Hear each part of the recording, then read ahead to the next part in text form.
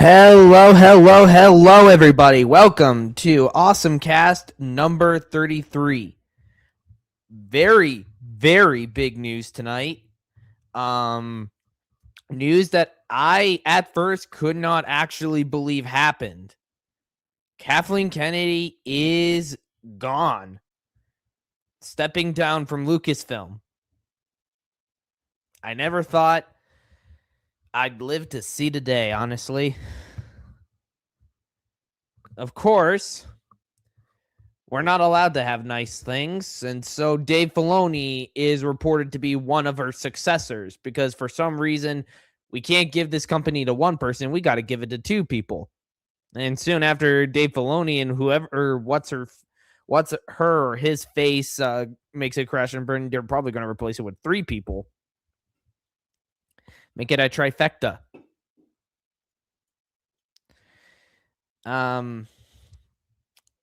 Probably going to be a very light stream. A couple of stuff has been brought to my attention, ripping on a trend I've been seeing among certain reaction channels, certain grifters, like Star Wars Theory and Echo Base Network. And may have a few special guests on later. Now, to kick things off is a series of articles about all of the absolute dumbest stuff that you can think of. Like hey, Matem, welcome to the stream. Glad to see you here as the first person to show up. The Shadow Universe. Why the old Star Wars EU was never George Lucas canon. This Jeremy guy is apparently made several articles here on Twitter, which I didn't even think was possible, but apparently it is. Is writing a bunch of articles that he's been publishing, and I'm guessing this is to further try and damage control for Disney. So obviously, I thought it would be fun for us to, rip on it, see what's going on, have some fun. Evie Bullet 2281, welcome to the stream. Avenge Star Wars. That is what we aim to do. Even Halo doesn't have it this bad. Lol. Actually, I'm starting to get into Halo. Own a couple of the novels, and we have the Master Chief collection. So I can't wait to dive in. Jeremy is a Disney apologist. Raptor 900, welcome to the stream. Honestly, wouldn't surprise me. I mean, with titles like this, it is extremely rare when the person is not a Disney apologist. Just give me a second.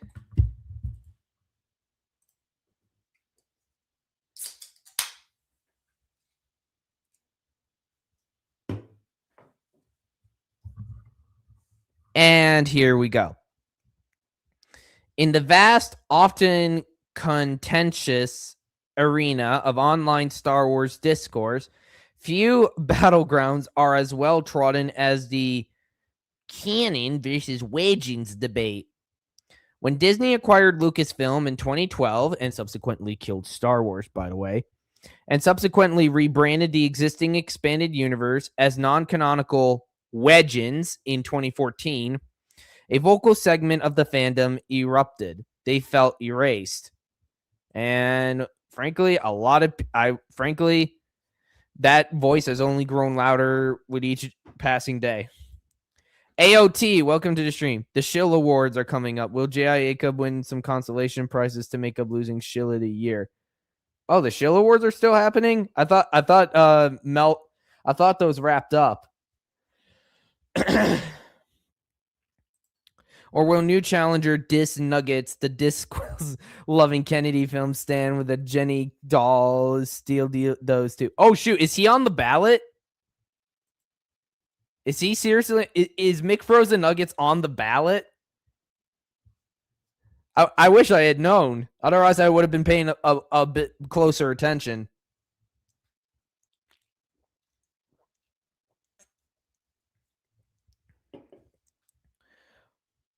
Good luck telling this stuff to Razor. Good luck telling this to anybody. He's nominated for some minor awards. Oh, okay. I wonder if he's going to have a major crash out one of these days. They always do.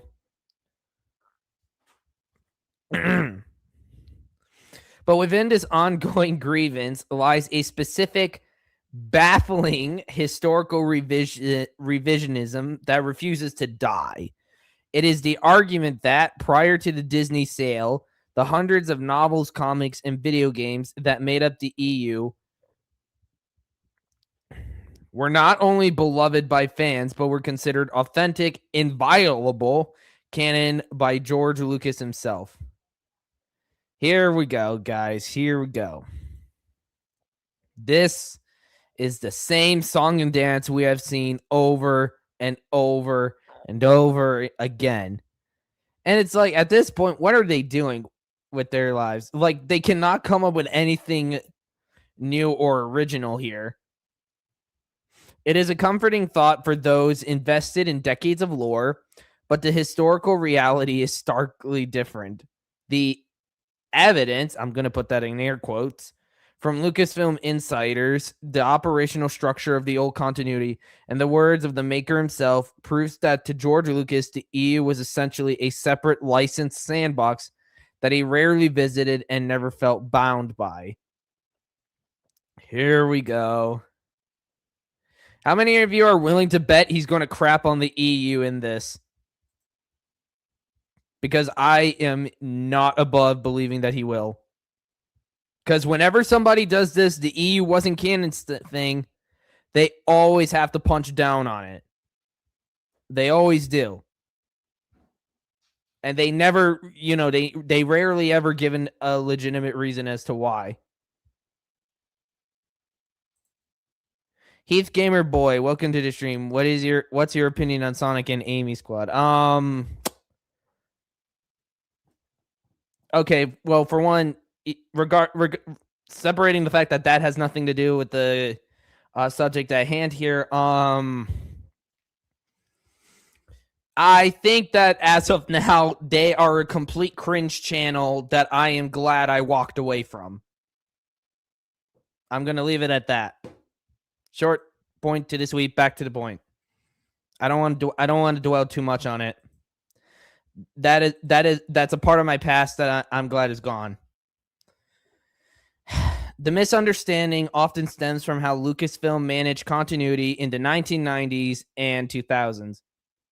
And technically the early 2010s, but apparently we digress.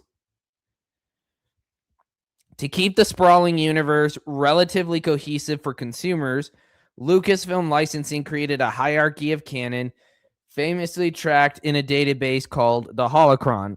No mention of Leland Chi. Huh. They mention like insiders of the company, but they're not going to explicitly name Leland Chi. Interesting. I'm willing to bet that Darth Momo had a hand in making this. Dave Filoni taking over Lucasfilm is like becoming captain of the Titanic after it already struck the iceberg. And then he's going to find another iceberg to strike. Because he's an incompetent captain. At the very top was G canon. Blah, blah. Okay. Essentially, it's the same stuff we already know. I like to take confidence in the fact that 99% of my audience is actually intelligent.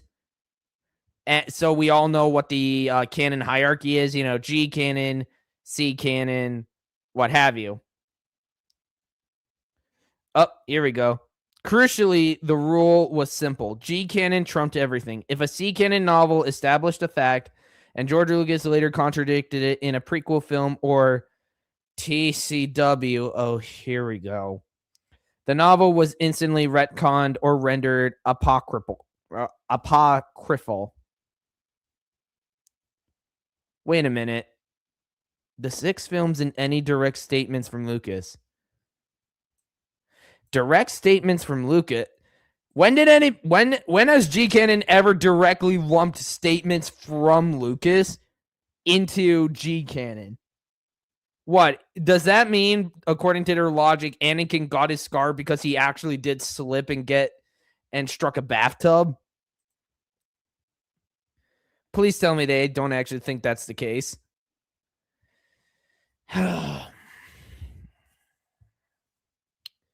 The very existence of this tiered system is proof that the EU was never on equal footing with Lucas's vision. If Lucas considered the Thrawn trilogy to be as canonical as A New Hope, there would have been no need for tiers. There would have only have been canon. And what this person completely forgets is that this was all done for the sake of managing things and making sure everything was nice and tidy.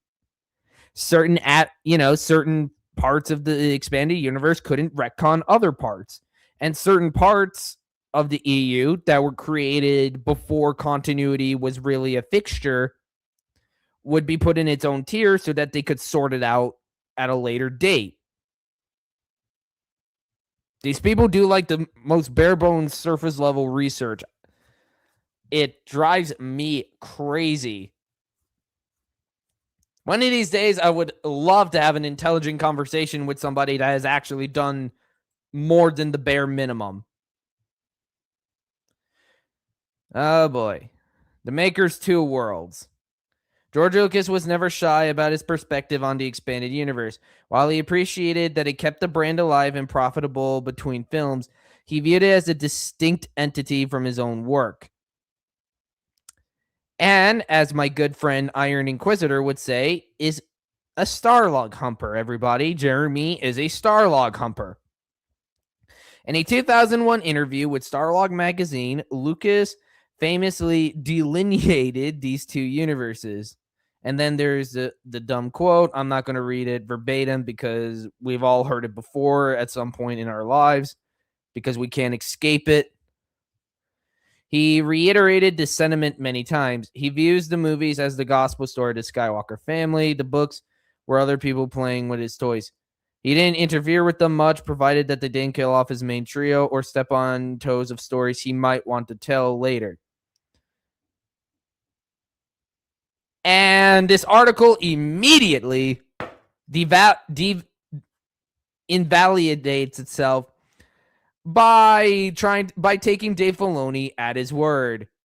Now, to my knowledge, I don't believe they showcase a date for when these are published. So I'm willing to go with the theory that this was made roughly like today, maybe yesterday, because I think it was like yesterday it was actually confirmed that Kathleen Kennedy was stepping down and Filoni was stepping up. So chances are this is done to legitimize Filoni.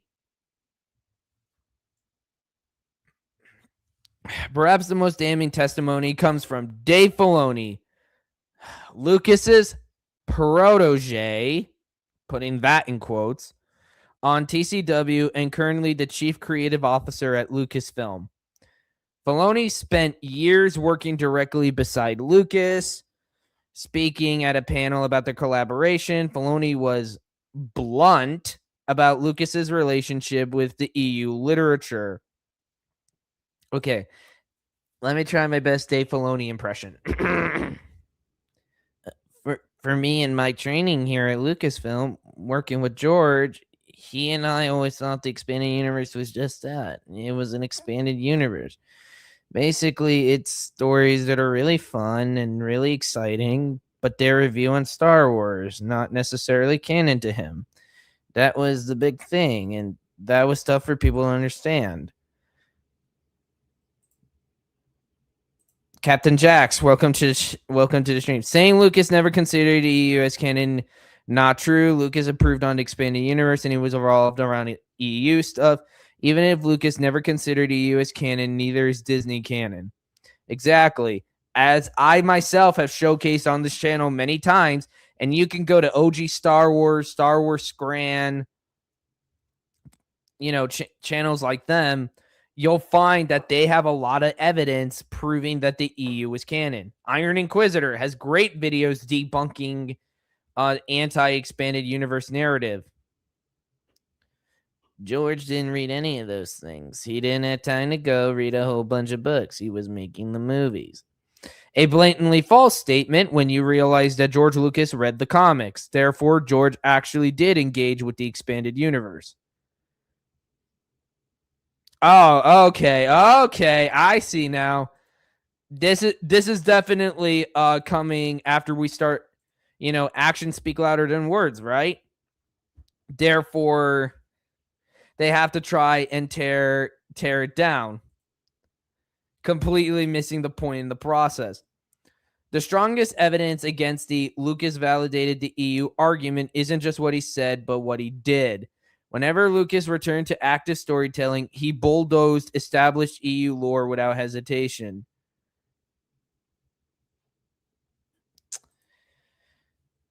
Captain Thievius, welcome to the stream, my man. Funny, I don't recall Lucas ever referring to Filoni as a protege or a Padawan. Filoni admitted in a TCW documentary for season 5's finale that Lucas wanted Ahsoka dead before episode 3. And funny you mentioned that, but I think the only reason people think of Filoni as George's protege comes from that live thing they did on a stage where he directly addresses himself as George's Padawan right in front of George, and George doesn't say anything about it. So I think that's where the misconception of Filoni being George's apprentice came into being, because George was a bit too damn nice. Oh, Lord, here we go. Fake fans here, everybody. Didn't take him. He is obsessed with this channel. Dude needs to go outside and touch some damn grass. When Lucas made the prequel trilogy, he completely ignored decades of fan favorite speculation and licensed material regarding the history of the Jedi, the Sith, and Boba Fett's origins. Chat, I think I almost had an aneurysm reading that. Decades of fan favorite speculation. That's headcanon. That's not. That has nothing to do with the argument. So he bulldozed over something some fan in some corner of the world was thinking about as the origin of the Jedi and the Sith. That has no bearing on the topic being discussed. Therefore,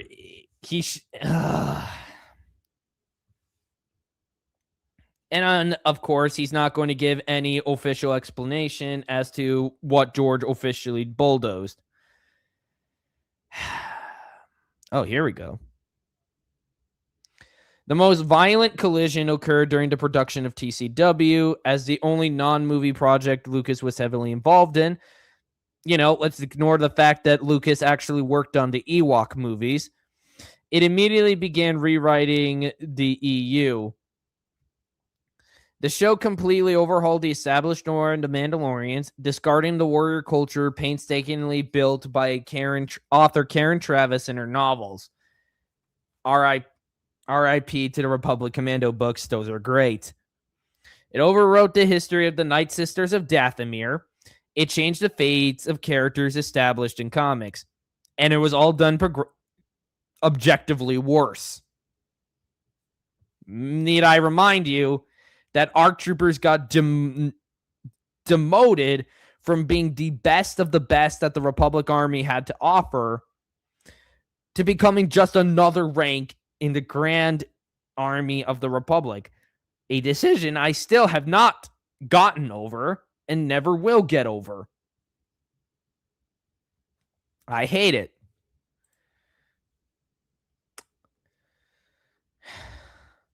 If Lucas considered the novels canon to his vision, he would have adapted around them. Instead, he treated them all as irrelevant the moment he had his own story to tell.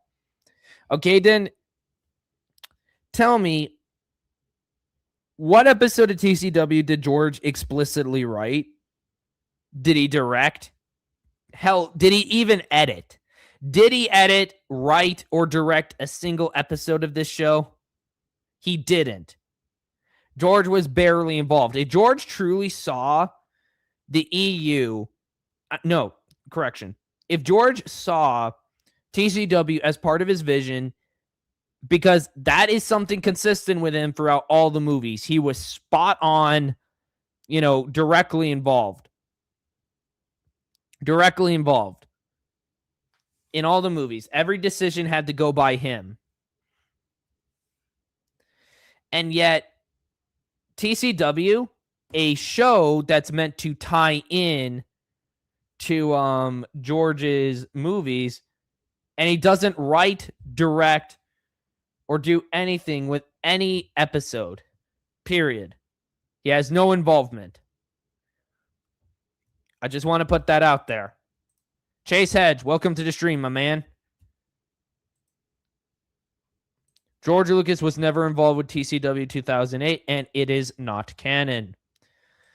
Agreed. Like, at best, you put it in S canon because you have to deal with Abeloth in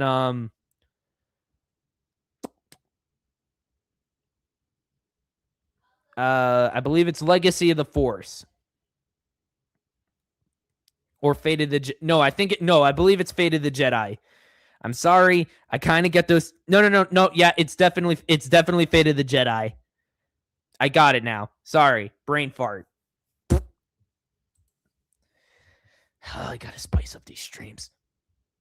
But hey, new year. We're going. The licensed fan fiction reality.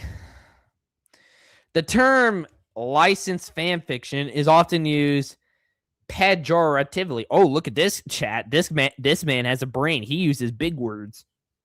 Intended to insult the quality of the old EU works. This is unfair. Okay, I'm gonna give him minor amount of credit for actually giving the EU a proper due.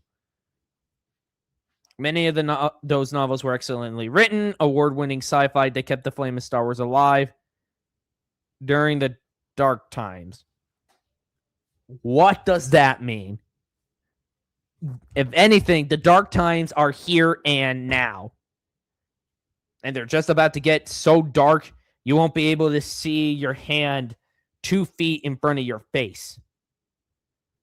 A lightsaber wouldn't be able to pierce the darkest veil because it's just going to get even worse. Mark my words. Ahsoka is going to become a Force goddess. I'm just saying. It's going to get really, really, really stupid. Really stupid. Authors like Timothy Zahn, James Luceno, and Matthew Stover contributed immense depth to the galaxy. However, from a purely structural and legal standpoint regarding their relationship to the original creator, licensed fan fiction is technically accurate. These were stories written by fans of the original material, sanctioned by the copyright holder for profit, but created outside the purview and continuity of the original author. Okay, so what? Every time they make like a new adaptation of a Marvel or DC character, does that count as licensed fan fiction? That makes no sense to me. Because this term I've only ever really seen used for the EU and nothing else. It's dumb. It's really dumb. George Lucas provided the sandbox. He rented out the shovels, but he never promised to keep the sandcastle standing when he came back to play. Okay. And the thing with that is, George is completely within his right. He is the creator. He's the creator of the franchise. He's allowed to do what he wants with it. That is just a simple fact. If he tossed out the EU, I wouldn't have agreed with it, but I would be like, it's within his right. I mean, George never did. That was Dave Filoni's fault. I reckon, like, I have full respect for George, with what he did to Star Wars outside of selling it and allowing Dave Filoni to have a career, by allowing him to stay on.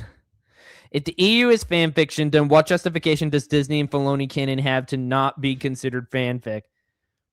Very good question. I was actually arguing with somebody earlier, like right before stream, where they said that canon is whatever the heck the person in charge says it is, even though Disney Star Wars does read like a bad fan fiction. To grieve over the loss of the old expanded universe is understandable.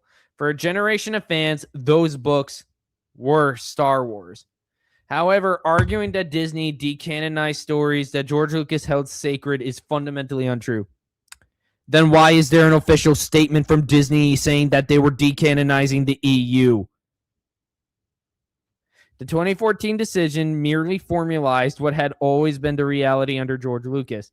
The movies were the only true canon, and everything else was a parallel universe subordinate to his whims. Recognizing this doesn't devalue the legend stories, but it does restore historical accuracy to the complex saga of a galaxy far, far away. Except it doesn't, because this guy is pulling stuff out of his ass.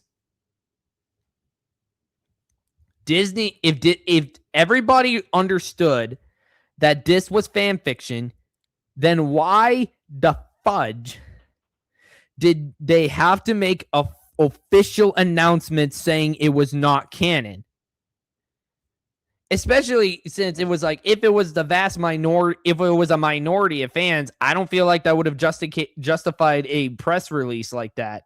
So it would have had to have been the vast majority of the fan base that thought that the EU was canon.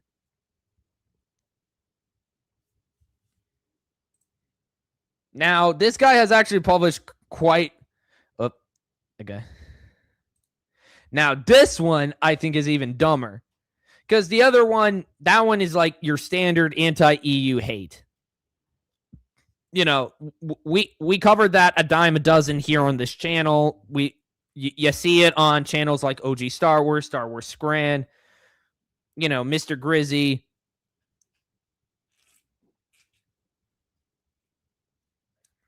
Oh, yeah. You see it on channels like that. But this one is really dumb. The myth of the angry maker. Why George Lucas actually likes most Disney Star Wars. Also,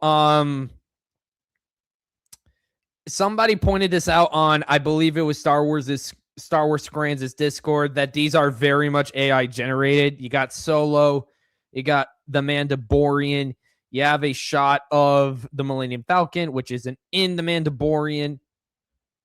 Like, it's a mess. Like, come on, man. You seriously couldn't just use a normal picture? I'll give credit to CBR and Screen Rant. They're not this lazy. Or at least last I checked. They're dumb, but I've never seen them use AI images before. But who knows? That could have changed recently. Because I haven't covered those guys in a while. Even if there was like one article, but I think it was a CBR article that I saw OG Star Wars cover a long time ago.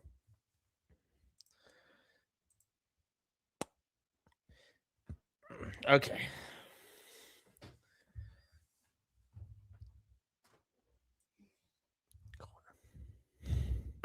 It is a common misconception that George Lucas has universally condemned the Disney era of Star Wars. While he was vocal about his disappointment with J.J. Abrams' The Force Awakens, specifically for being retro and lacking new ideas, his engagement with almost every other project has been surprisingly warm, collaborative, and positive. AKA, this is going to try to lie to you in order to get you to accept that Disney Star Wars is in fact real Star Wars. Oh, chat just spiked up in like the 1 minute I clicked away. That's funny to me. Ewoks Caravan of Courage and Ewoks The Battle for Endor are better than TCW 2008, Rebels 2014, the sequel trilogy, or anything from modern Disney stars. I've actually seen both movies, and I actually do like them. They're charming. They're pretty good. Really good stuff. Nothing never changed of current state of Star Wars. Dave Filoni being still president, going to be worse. As same like Kathleen Kennedy. It's him and some other person. At least that's what I'm hearing. The following compilation of his comments and actions serve as a rebuttal to the narrative that he hates Disney Star Wars. He called Disney white slavers. I think that's all you really need to know. Solo: A Star Wars Story, 2018. Supposedly. Let's see how we can break this stupidity down, shall we? Perhaps the strongest evidence of Lucas's goodwill is that he didn't just visit the set of Solo, he actually helped direct a scene. The closet scene. Ooh. And welcome, everybody. John Gets Gaming to the stream. Welcome, John.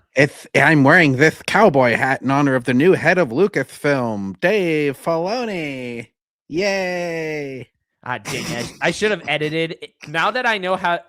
I actually learned an advanced photo editing technique from a buddy of mine, which is why my thumbnail looks slightly better now. I should have edited a cowboy hat onto my avatar. Damn it.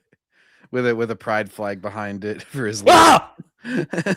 I don't think I would have gone that far. I don't want to associate with the mentally ill.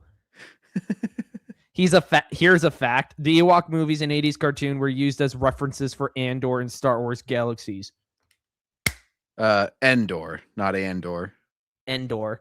I thought I said Endor. Okay. You know, I hate the fact that Andor sounds so similar to Endor because, good lord. Just imagine like a person with just the right accent where they would sound exactly the same. It's like Lois from Family Guy or something. She's like, Andor.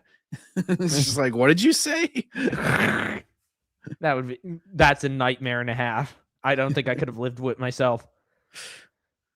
Okay, so I was in the middle of covering this article about George Lucas liking most of Disney Star Wars, and I was about to read him directing a closet scene. I don't know if it means coming out of the closet or getting back in the closet. Who knows? He's a closet fan. He's just afraid to say it and calls them white slavers instead. During a set visit, Lucas watched Ron Howard directing a scene where Han interacts with Kira in Lando's closet. In the original blocking, Han hung up a cape. Lucas stepped in and told Howard Han wouldn't bother to hang it up. He suggested Han should just toss it aside. Okay, that's a pretty minor thing. And it's like a character that he knows, obviously. Obviously, they've messed up the character a million other ways in that movie, but... congrats, he helped on one tiny split-second detail.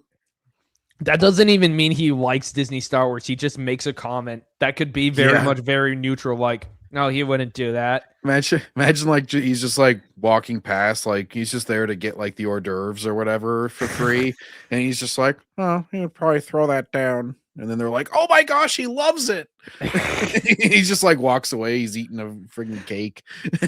I haven't seen anything from George to really, oh, he's so happy. He's very supportive of Disney Star Wars outside of, I think, the stock meeting that was held 2 years ago now? I saw him with the Grogu doll whenever they first started Mando because they were making all a big deal out of that puppet. Oh, yeah. Yeah. It's oh, that's nice. George took a picture. I bet Disney made him do it. Oh, I have to deal with this with friggin' Oda and the One Piece live action adaptation. If you criticize that at all, they're just like, well, Oda approved it. Oda said he approved it. I'm like, he does PR because it's a current show. He's not going to badmouth his own property. Or say Miles Morales is a fake, is not Spider-Man, and you're going to have people pulling out that Stan Lee quote. Stan Lee hasn't been involved with Spider-Man in decades. Yep. Yeah, they love to get like one statement or a picture with the original creator, because then it's like Teflon to any criticism. They're just like, oh nope, he approves of everything. See, here's a photo. You guys don't know how production works. You would have to be there many, many hours every day. Ron Howard's confirmation. Director Ron Howard loved the note and kept it in the film. He told Entertainment Weekly, George became Han Solo for a second. The body language was there and the attitude. He was so reluctant to offer his opinion, and yet the choice was so right that it was fun to use it. Oh my gosh, guys, it was like a passing comment. This is like a guy who goes to see like, Sydney Sweeney at a con, and she like smiles and puts her hand on him for half a second. He's like, I'm pretty sure she was into me. It's like, no, dude, you're at a photo shoot. Never mind. And it's like George became Han Solo. It's almost like the author knows his character. Like he didn't lose sight of it. He kind of is Han Solo. Yeah, because he's the one that friggin' wrote the guy. It's in his head, the original character. And he was so reluctant to offer his opinion. I believe has to do with, how he was slapped down during the creation of the sequels, because he said in the Charlie Rose interview that it was obvious they didn't want him to be there. Yeah, I mean, it could be that, or what he means by he's reluctant to offer his opinion is like basically George was just there to hang out on an off day or something, and then they pestered him to have an opinion on something. Like, just tell us something, George, something to improve. He's like, I guess he'd throw down the coat. Like, oh, thank you. We have Paula, 1966, awesome year. Hello, Brandon the Awesome. I have a question for you and your friend. Do you and John think Keanu Reeves would play a great Darth Revan? I do not know. Fan castings has never been my strong suit. I mean, I can picture him in the part, but that's just like looks. I don't really know the character of Darth Revan because that's from KOTOR, right? Yes, that's KOTOR and the novel Revan. Yeah. But like the Old Republic era is mostly my blind spot outside of the KOTOR video game. I'm so sorry, Chad. Keanu Reeves, Revan, I'm guessing based on Darth, that Revan is a villain, right? He's a villain turned good guy. Okay. Well, he was a Jedi turned Sith turned Jedi again. Yeah. So, because I love Keanu, but he does have a kind of a limited acting range. I'm not sure how well he could. I'm trying to think if I've ever seen him play really a villain at all. Because he's normally just kind of like good. I'm thinking of like Point Break, John Wick. He's usually like pretty simple. Last movie roles. I remember he was in was I think he was in that ballerina movie I didn't go see, and then he was in that one SpongeBob movie everybody hated. Yeah, and that was like a cameo, kind of like him playing himself, right? Yeah. Yeah. So. Yeah, I'm just thinking like acting wise. I don't know if he can. I mean, he could probably pull off Sinister. I think he would play like a slightly cheesy bad guy, just based on his usual acting. Like it would be not cheesy, like over the top kind of deal. Like Star Wars isn't above having over the top villains. Palpatine is a great example. Mm-hmm. Yeah, I think he could. Like, I'm thinking of like the John Wick speech when he's like, "Yeah, I'm thinking I'm back." Like he doesn't do like the brooding kind of villainous kind of thing as much. It's normally like he's either like kind of solemn or he's going over the top like that. All right. All right. Supportive spirit. Howard further noted that Lucas was generally quote unquote supportive and complimentary of the project, a stark contrast to his distance from the sequel trilogy. That is such a vague statement with no official proof behind it. I'm willing to bet he was told by Disney, because Ron Howard, he did Home Alone. He did like what, the first two? Was that him? I think Ron Howard did those. No, Chris Columbus. No, wait. I'm wrong movie. He did The Grinch. Damn it, that's the one movie I remember he directed. Yeah, the Jim Carrey one. Yeah, because I think it was Chris Columbus on Home Alone, not the sailor. I'm a fraud, guys. I don't know my directors very well. You are a fake Grinch 2001 fan. How dare you? I made a mistake. Let me back into the But- fandom. Again, like this just sounds like a comment about like when he was on set. Like I'm sure he was nice whenever he was like talking to you face to face. He's not gonna walk on set and be like, "Hey Ron, your movie sucks," and like push Like, I over have his never set piece. seen I have never seen an instance of George just being being mean to somebody in public. Yeah, Or really. like he's a professional. Yeah. Like Yeah, and with, I'm sure he like with does like Dave, Ron Howard. Like like we were talking about how Dave Filoni, George has never called him his protege.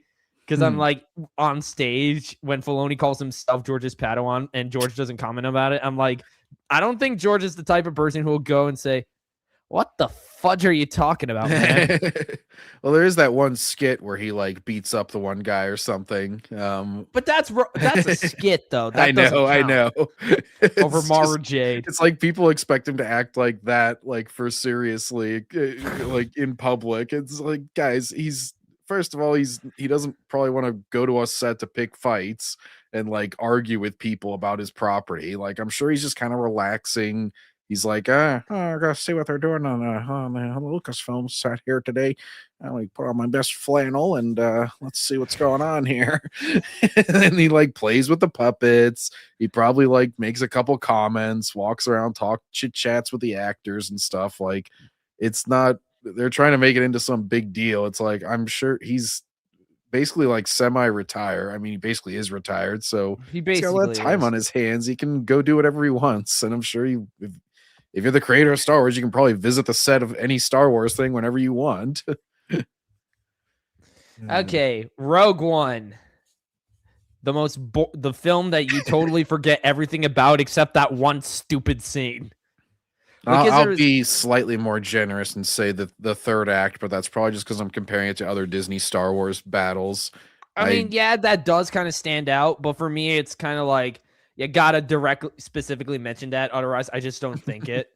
Because I'm I thinking of the I old see footage that they used, like of A New Hope footage that they put in the cockpits and stuff with like Red Leader and all that. Yeah. They like spliced it in, and well, actually, I remember it specifically because of Last Jedi, where I'm like, oh look, they remembered Y wings exist in this movie instead of their stupid Last Jedi bombers that make no sense. Yeah, because gravity doesn't exist in space. Uh, Whoa, I was revving all along. Excellent. I gotta watch that movie. That is on my list. I'm gonna force choke you, bro. I heard that Abeloth might be coming to Ahsoka season 2, and Natalie Portman might be returning as Padme, and Abeloth will take her form to deceive Anakin. That is fan fiction level of bullcrap right there. I have heard about this Abeloth thing. Yeah, since I've heard Ahsoka that season too. 1 ended, just because whenever they went to the other galaxy and they were seeing all the statues and crap, they're like, "Oh, it's the father son, whatever from Filoni from the Clone Wars." From the worst arc of the show imaginable. And since Balin was so vague in the entirety of season 1, like It could just- literally be anything. yeah, like they could totally throw that in even if they weren't initially planning it. Like Filoni probably peruses fan theories and goes like, "Oh, that would be a good idea. I'm gonna steal that now." That's why I make everything so vague, so all the fans can just do their theories, and then I can steal one of them. Lethal nonsense. Welcome to the stream. John is a colonizer. true. The Chris Columbus show. It's true. It's true. Wolfscar, my man, welcome to the stream. Hey everybody, subscribe to Wolfscar. He started doing community posts recently, sharing expanded universe fun facts. So give him a sub. Great stuff. All right. Lucas's reaction to Rogue One was reportedly enthusiastic, likely because it didn't try to reboot his universe, but rather, what reboot? Somebody explain this to me. What reboot? Yeah, I don't. So That makes basically, no the fact that sense. it didn't like contradict anything in A New Hope, I guess, is what they mean. It's kind of like when Lucky Kennedy said that the expanded universe, quote unquote, rebooted in the 90s. I'm like, it didn't reboot. The stuff from like the old is still mostly canon with a few exceptions here and there. Did they start focusing on continuity more? Sure, but it didn't reboot. A reboot is when you just flat out get rid of everything. Idiots. The phone call. The phone calls. They never share any evidence of this. I refuse to believe that these exist. Director Gareth Edwards revealed that Lucas called him personally after viewing the film. Edwards recounted the call to media outlets stating, "I can die happy now. He really liked the movie." Gilroy stated simply, he loved it. He really did. I don't know, 45-minute conversation. About what? I refuse to believe A, George stayed awake for like even 1 minute of that show, and B, that they spent 45 minutes of Lucas jacking off to Andor. It was probably like a 45-minute phone call where he's like, have you tried out this new burger place in West Hollywood? It's pretty good. It's pretty good. I got an avocado burger there. It's pretty tasty. It's just George like I imagine George just kind of trolling him by saying random garbage. He's like, we played this. I got this Mario Odyssey game. My grandkid got it. It's pretty fun. You throw a hat at people and then you turn into them. That game frustrates me to no end. I don't even have a Switch. I was just thinking of something that Lucas's like grandkids would be playing. It's like I played Super Smash Brothers with my grandkids the other day. They got the home run bat. It was total bullshit, Gilroy. He's just like Gilroy's like, I have no idea what you're talking about, George. Just say you love my movie. They were playing as Fox, and he had a stupid reflecty shield. It was bullshit. George is just getting unreasonably mad about it. All right. Sorry, I clicked away for a second by a complete accident. Okay, The Mandalorian in the TV universe.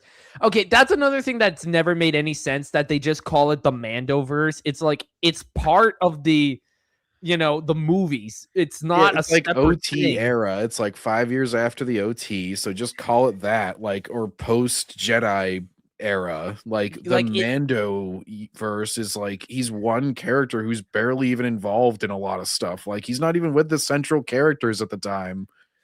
So there's a reason it's called the expanded universe. It encompasses the entire, the movies, the games, the books, everything. Like, yeah. Are we going to start calling the pre-New Hope era like the Cal Kestis verse? Because he's like, before he's barely used. Well, that's like he's about as involved in the main plot as Mando is. Like, Mando's off killing some random dude trying to clone himself, and then like all the other characters are actually like more major players that he just like goes and touches for a second. It's like fucking Bo-Katan comes in, and all these, Luke Skywalker stops by. It's like he's kind of like tangential to the important people. It's like he's just used as a setup for other shows involving more popular characters, rather than being an interesting character in his own right. It's kind of just a backdoor pilot so that Filoni can cram in his Rebels characters everywhere. It's like, oh, look, Ahsoka. Oh, look, Bo-Katan. Oh, look, it's Ahsoka wrapped in a trash bag. Lucas has Dave, why is her outfit so different? Huh? Oh, we can't show her all revealed. But she's an adult now, Dave. We can do that. Yeah, I don't really like it anymore, though. Ew, Rothario Dothan, growth. Anyway, maybe if she were a teenager or something again. That literally is Filoni, though. It makes no sense what he does with that character. Lucas has been far more visible regarding the Dave Filoni-led television universe, often visiting sets and validating the work of his former apprentice. I want to hit myself with something apprentice. Everybody says that, and I just think of Lucas as Darth Plagueis, Filoni as Palpatine. He kills Plagueis in his sleep. AKA when George had his back turned, Filoni immediately went and ruined things. Picturing Filoni as like the weird, he's like the less popular girl that like hangs out around the cheerleading girl, and he's just like, we're best friends, and George is just like, no. It's like fucking Mean Girls are insulting him behind his back as soon as he leaves. Set visits. Lucas famously visited the set The Mandalorian Season 1. Jon Favreau shared a now iconic photo of Lucas cradling Grogu like a proud grandfather. Iconic, yes. Because if you Iconic, and share it on Twitter. I rarely see that circulate, actually. And I actually do, unfortunately, get Disney shill feed from time to time. Yeah, Twitter's fucking algorithm gets annoying sometimes. Like it's like worse on my computer than it is on my phone, but it's like it's still. Well, you'll like disagree with someone on a subject one time, and then it feeds you the opinion that you disagreed with, like ad nauseum. It's like, hey, anime censorship is bad, and then it's like you get a million posts supporting anime censorship. It's like, stop it. I didn't want to talk about this all the time. I just commented on it once. Watching as a fan, Dave Filoni, whom Lucas mentored for nearly a decade on TCW, told the Hollywood Reporter regarding Lucas's reaction to the show.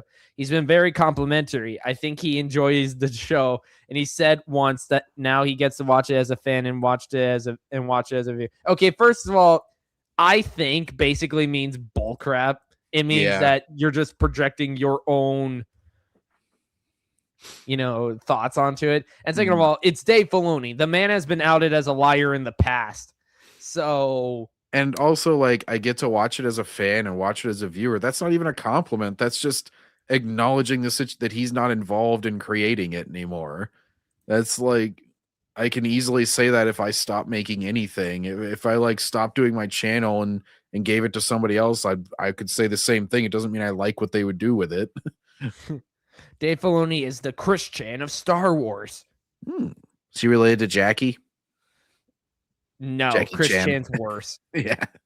They need to stop with this apprentice thing with Dave. No idea how that nonsense got started.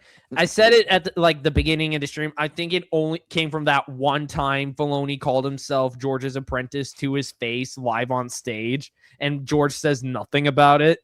Just because he had an interaction with him doesn't mean anything. By that logic, Lucas has many apprentices.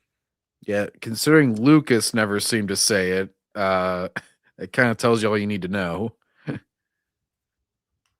Someone photoshopped Dave Filoni in as Ahsoka in a reply to Chris Gore acting like Star Wars is safe following Kathleen Kennedy, the franchise killer, stepping down as president. Yeah. That's funny. Yeah, you should never act like it's saved. I'm fine with people celebrating it just because it's like finally, like we've kind of been waiting for it for a long time. You may as well have some fun with it. But yeah, people shouldn't act like there's going to be a significant change. It's not like they're disowning anything that she did. Well, we'll talk about it more after we finish getting through this garbage. Ahsoka's live action debut. Lucas was present on set specifically for the episode where Ahsoka Tano made her live action debut. Dawson described the moment as nerve-wracking, but noted Lucas was there to see his animated creation come to life in a new medium. This has nothing to do with Lucas liking it. Yeah, really. He was there. Oh, congratulations. You know what? He was probably just perving out on Rosario Dawson. Let's be real. He's just an old man like, oh, that was pretty nice. I mean, to be fair, we have plenty of evidence to showcase that George has a fine taste in women. He's like, hey, how hard are these head tails of yours? He's like pulling on her head. It's like, George, like, you have to let him do whatever he wants. He's the creator. The Last Jedi. Lightsaber. Wow. The Last Jedi. Not the expanded universe novel of the same name, which I have reminded people does exist. I didn't know that. Yeah, it's the final novel of the Coruscant Nights trilogy, making it technically a quadrology. Ooh. And it follows the son of a character from Maul Shadow, from the Darth Maul Shadow Hunter book. While fans often group the entire sequel trilogy together, Lucas's reaction to Ruin Johnson's The Last Jedi was markedly different from his reaction to J.J. Abrams' film. Beautifully made. Following the screening, Lucas's representative, Connie Wethington, issued a statement saying Lucas thought the film was beautifully made. So it's not him, it's a representative for him. So that's her phrasing of what he said. And then also, that's pretty vague. Like that could just mean like, oh, it had good cinematography. Like He never there's specifically says that the writing is good. Like the only yeah. time he ever has said anything in terms of writing was the Solo movie. And even then that's like that doesn't indicate he likes it. Well, and I don't really believe this myself, but I have heard people who hate The Last Jedi even say like they'll say they'll be like, "Oh, the music or the, sets or cinematography or whatever." And that could all be categorized as them calling it beautifully made. So that's a pretty vague compliment. Context. While this is a diplomatic compliment, they even call it out. It's significantly warmer than his criticism of The Farce Awakens. Reports indicate he spoke with Ruin Johnson afterward and was complimentary, suggesting he respected Johnson's attempt to do something different rather than just rehashing A New Hope. Okay, well, obviously he wasn't going to rehash A New Hope. A New Hope had just been rehashed. He couldn't do it again. I mean, yeah, he ruined Lucas's most popular creation, one of his most popular creations with Luke Skywalker. And honestly, he did copy a lot. Like we still had in the second movie in the trilogy, AT-AT AT-ATs walking on a white planet. I know it was salt, but because we have to point that out because he knew everybody was going to point out how fucking similar it was. Ryan Johnson's like, I am a genius, and we still had, he basically just threw in a little bit of Return. Yeah, Return of the Jedi. I kept wanting to say The Last Jedi, which was obviously already the movie. Yeah, it's like Gabriel Knight. Gabriel Knight debunks this entire thing with that clip. But yeah, so it's like it really wasn't that original. He was basically just throwing a couple things in a blender, and he did the same old like, "Come to the light." Oh, maybe I will. Oh, nope, never mind. Still evil. It's like because Kylo Ren is a complete mess of a character. They just cock tease so much to the point where like shills will make a bunch of self-burying predictions because they'll be like, "Oh, they're totally gonna turn Rey dark. Didn't you see the trailer for The Rise of Skywalker?" And it's like, no, they're not. They're gonna tease that, and then they're not gonna do it. They would never do anything interesting. TLJ is so terribly written that it shouldn't exist as a movie. The main plot, using very loosely, can end within 5 minutes if anyone of the First Order had a brain. No, don't you know? You just keep shooting at someone and can only go the exact same speed as them for the entire movie. It because makes that's total how sense. Speed works. Yeah, until you need to hyperspace into them, which then that almost reminds me of a Futurama joke where they come to a stop and Bender goes flying out into space and he can't catch up to him because they were going at full speed.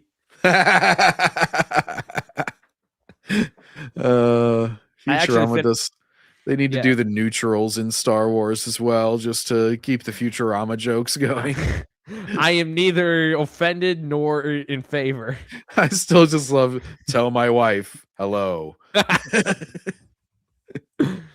The narrative that Lucas hates Disney Star Wars relies almost entirely on his specific grievances with J.J. Abrams' The Force Awakens. No, it also has to do with, I think it was that one interview he did with a school where he said, that they went off in a different direction compared to what he envisioned.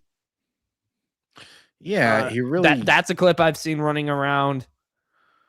If he was enthusiastically supporting it, you would hear about it. He like goes out and does stuff fairly often. Like he's out in public. And so if he wanted to talk positively about Disney Star Wars, he would do so. He'd be like, I watched the Mando show and I love that one episode where blah, blah, blah happened. Or like, it was very emotional for me. He never fucking talked. Like if they asked directly about it, he might say something vaguely nice, but it's always like a non-committal thing. And they always have to prompt him. Like, chances are it's red tape. He can't actually say what he feels. Otherwise, legal issues, which I freaking hate that. I freaking hate that you cannot say specifically something unless a few years pass. I find that dumb. Oh, like NDAs and stuff like that. Yeah, that's stupid. This is like, I just got out of the Lord of the Rings, so it's on my mind, but it's like if they asked Peter Jackson what he thinks about Rings of Power, and he like says some vague like, oh, it's very beautiful shots. And they're just like, aha, see, he doesn't hate it. And it's just like, well, why didn't he talk about it positively before you asked? Like, I assume that he doesn't like it just based on the fact that he's pretty silent about it. Hail George Lucas Star Wars. Hail the 6 films in the expanded universe. You mean those old movies? I only watch the ones with Rey. I sure hope they bring back Raylo and she can do his corpse. Yay. All right. Okay. So here's the main event I wanted to talk about. I'm still flabbergasted that this has actually happened. Because when I heard about this like yesterday, I refused to believe it at first because it was like, I thought it was just, didn't we just go through, this narrative game being brought up again? But now it's like, oh no, it's legit this time. And I'm like, well, damn. Yeah, it's not from a doomcock going, ladies and gentlemen, the Civil War. Oh, she's leaving anytime now. But no, it actually is. Lucasfilm put out a statement, and I had to wrap my head around it, and then I celebrated by dancing to "Witch Ding Dong, the Witch is Dead." You play Yub Nub and stuff. It's like, but you just Photoshop Kathleen Kennedy on the pyre. No, Yub Nub I'm saving for when Star Wars is actually saved. I would Disney play like the IP. Also, yeah, because I would play like the Phantom Menace celebration music because it's like, yeah, we won the day, but evil's still out there. Just like peace. The Han Solo trilogy is better than the Solo movies. Making him an Imperial trooper instead of a Navy pilot officer goes against his character shown in the OT. An excellent pilot that can only come from the Imperial Naval Academy. Oh, I'm an excellent pilot, but I can only come. It really makes it hard to hold the ship steady.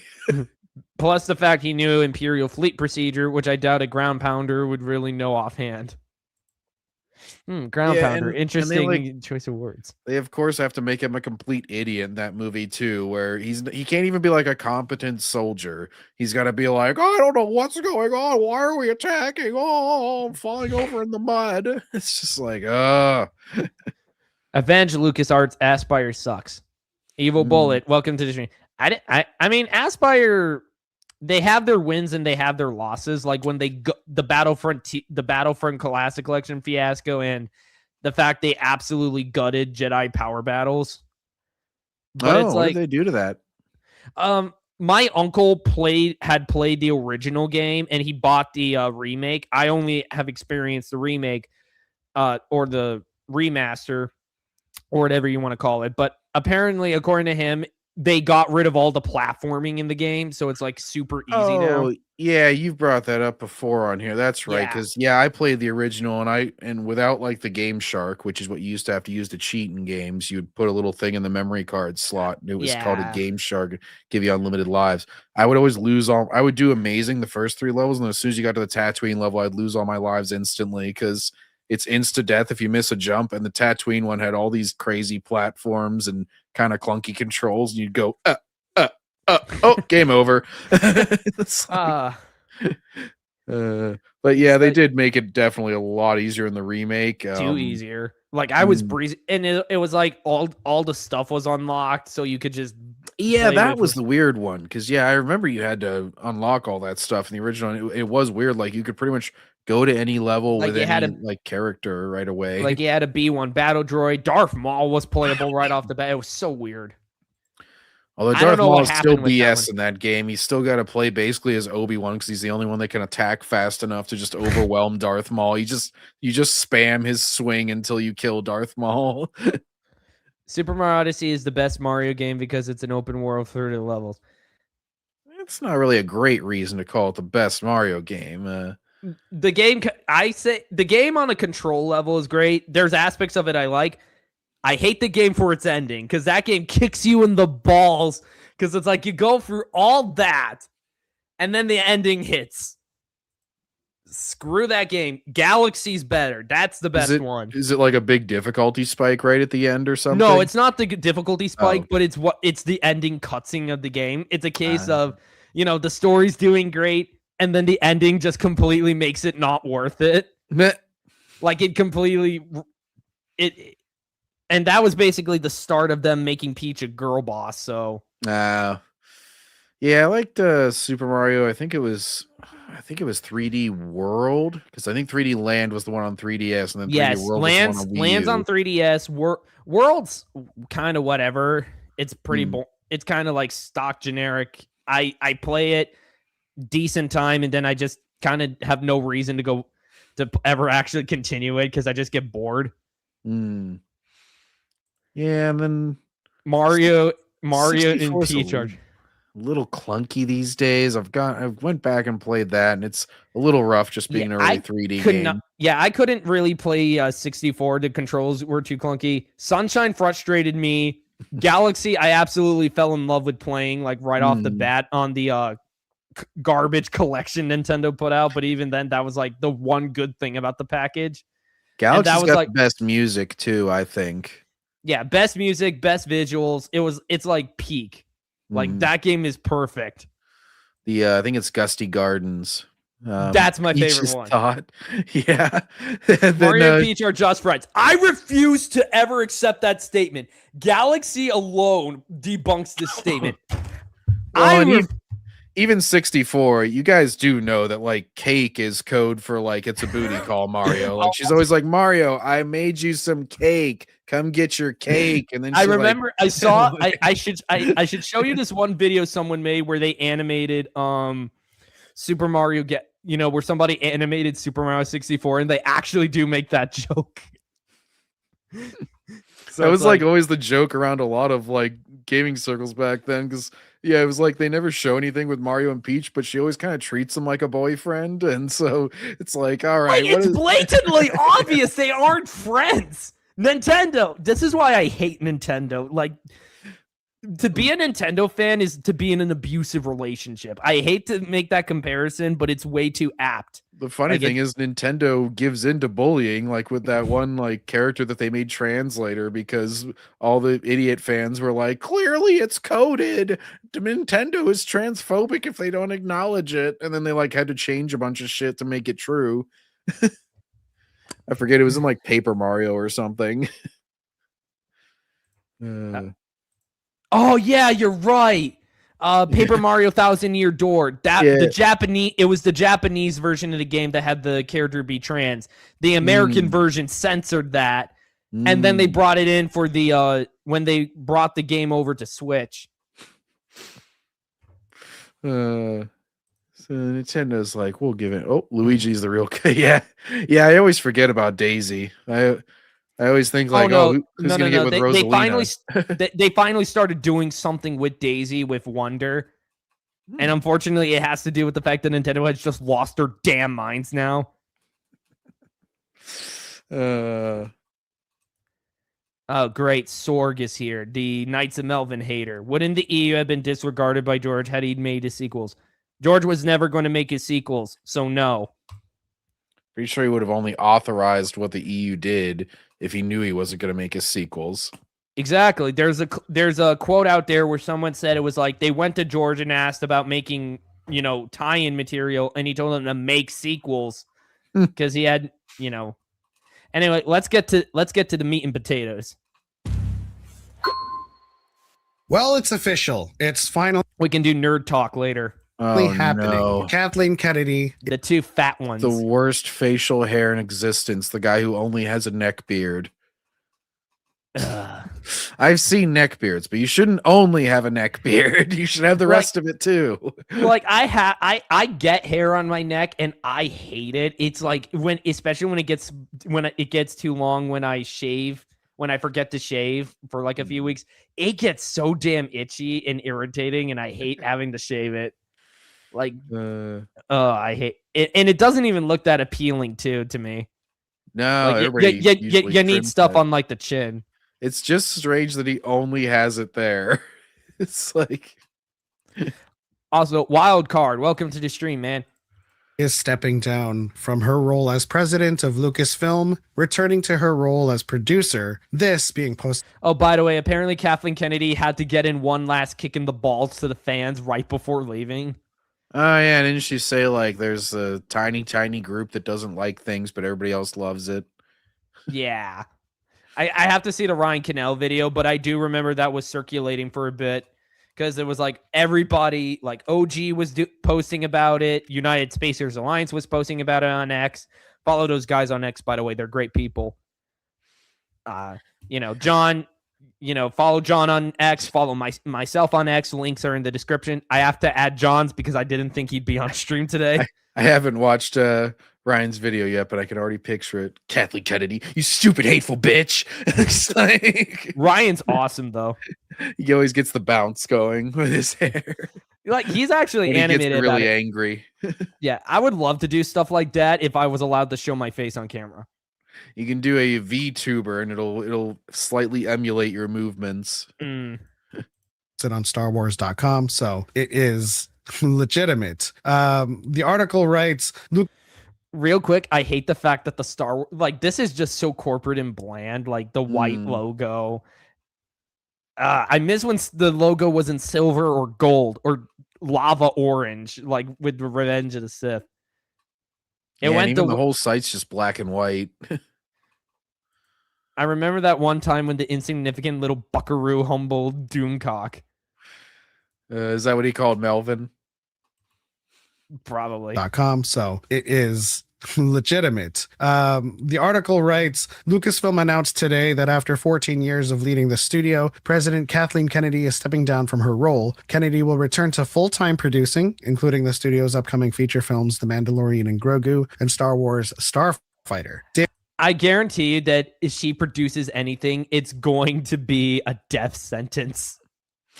Oh, don't you know that she made Jurassic Park and E.T. and all these other things? Oh my God. I saw that tweet and I'm like, and somebody, a guy I recently started following from the Transformers community, posted saying that she only, got them coffee. And I said she wasn't even good at it.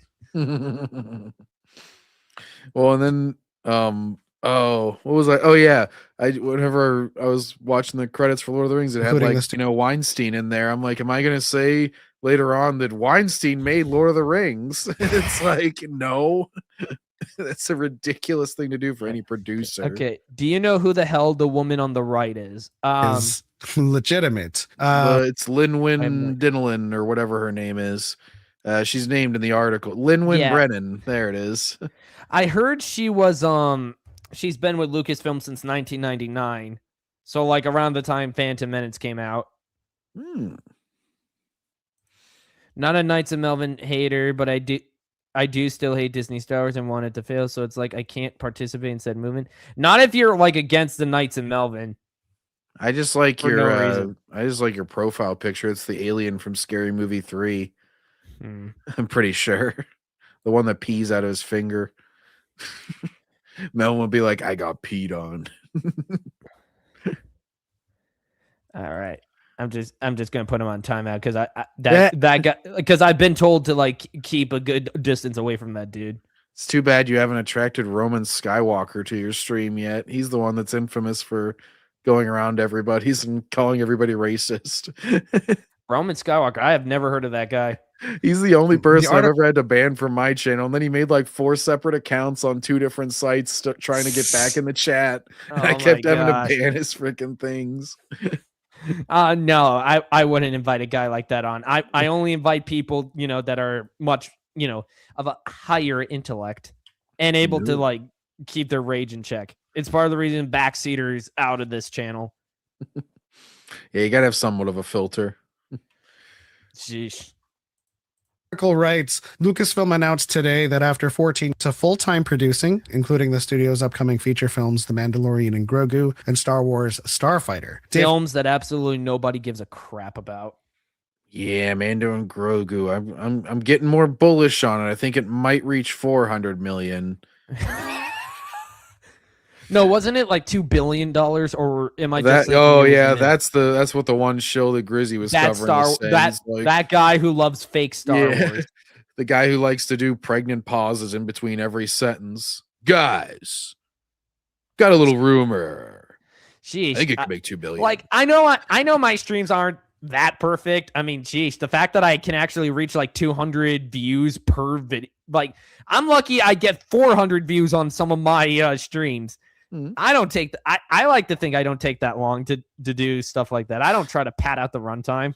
No, he's solo and he's very clearly someone who loves the sound of his own voice because he talks like he's a 90s radio guy that everybody was telling to shut up and play the next song.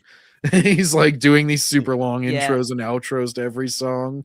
Yeah, I'm gonna say it. Like I kind of find it that I work better when I have someone to bounce off of. Doing this Oh, yeah. solo is just not really something for me. Like working with you is great. I'm more than appreciative to have you here because we can actually have like an active dialogue. It keeps things interesting. Me just talking with a blank profile, I just don't feel it's very entertaining to my group, and I am suffering like self-conscious issues as a result of it.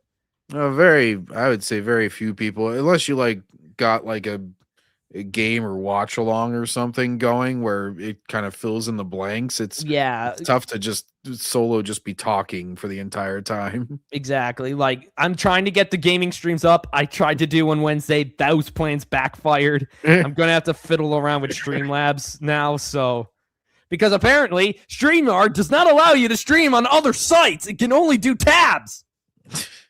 Yeah, I tried doing it through StreamYard one time when my Streamlabs was messing up, and all I could get was the video to display, and I couldn't get any audio, and I certainly couldn't get the game audio and my mic. So I was like, "Well, this ain't gonna work." Yeah, so I just canceled it. Filoni, who worked closely with creator George Lucas to build the Lucasfilm animation department on Star Wars The Clone Wars and helped launch Star Wars live-action series alongside Jon Favreau on The Mandalorian, will take on creative leadership of the company as president and chief creative officer, and Lin-Wen Brennan will serve as co-president. Yeah, how long do you think this is going to last?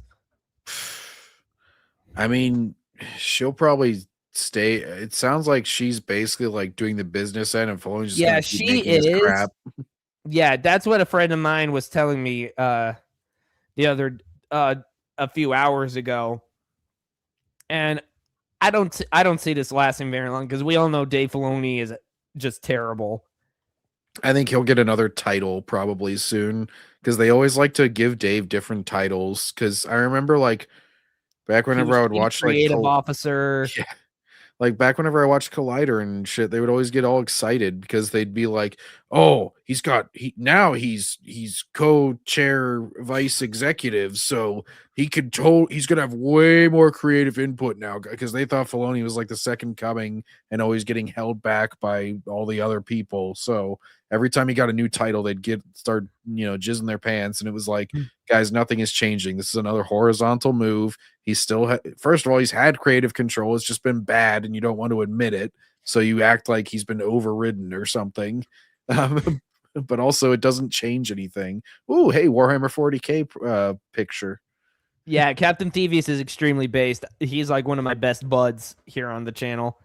Doesn't matter who's in charge. Same shit, different hack. Or as I say, to quote the old Furmanism by Simon Furman, it never ends.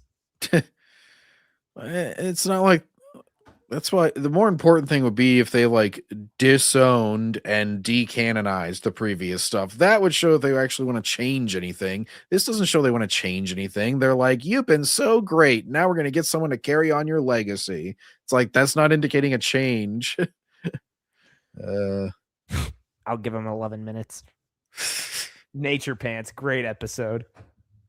Chaco. Yeah, it's a hell of a run. It'll be interesting to see how this shakes forward. Yeah, she took it from, oh, you're an idiot if you think a Star Wars movie is going to make less than $1 billion, to nowadays where it's like, you're an idiot if you think the Star Wars movie is going to make $1 billion. That's a great legacy. Oh, and by the way, that's all when inflation is going up, so it should be easier to make $1 billion, but somehow she's crashed it that badly. and now you're handing the reins over to the person responsible for starting this shipwreck in the first place. Oh, and I think the TV it's been on a massive decline too, because wasn't like Mando like one, maybe season 2, and then like Obi-Wan were like their highest rated things, and it's just been this downhill on ratings, even Yeah, on I know that viewership. Obi-Wan had most of the viewership because Kamala, the Miss Marvel show that went on at the same time, had like no viewership Well, it because also everyone is, was watching Kenobi. yeah, there's a lot of prequel fans, because Ewan was coming back and stuff. So I Prequel understood. resurgence was a thing. Yeah, unfortunately, it was a double-edged sword because a lot of people watched that, and most of them saw how crap it was, and now don't want to give a chance to anything else. Like myself. Yeah, it's kind of like that was the straw that broke a lot of camels' backs for like normie fan, like casual fans as well. Like, They've done The Mandalorian so dirty in TCW and Disney Star Wars. The fact that Karen Travis left Star Wars says a lot. Can only imagine how bad Mando and Grogu is going to do for the Mandos. oof. That's assuming they're even in the damn movie because I haven't seen anything of them being in it. What are you talking about? He says this is the way. I hate that stupid theme. He walks into the bathroom. He's just like, "Baby Grogu, I'm going to change your diaper in the handicap stall."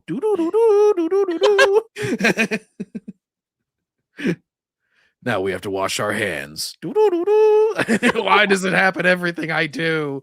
He's like, they just make it like a. That sounds like something they do for a Robot Chicken sketch, like the Spider-Man with his spider sense constantly going off at the worst times.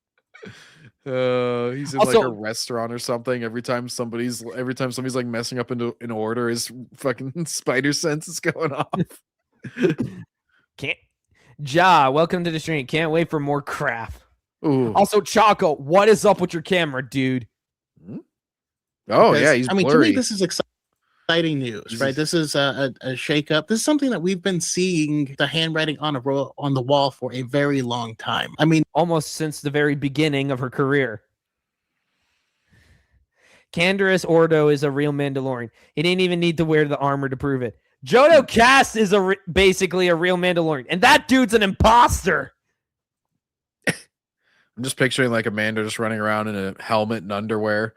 She's like, I don't need the armor. Oh no, it's the guy from KOTOR. Okay. I never used him in my playthrough, mostly because I was doing a light side one. Oh, Element, you always Excuse me. look so enthusiastic. I swear his face just droops more every time we see him, and he just looks more depressed every time.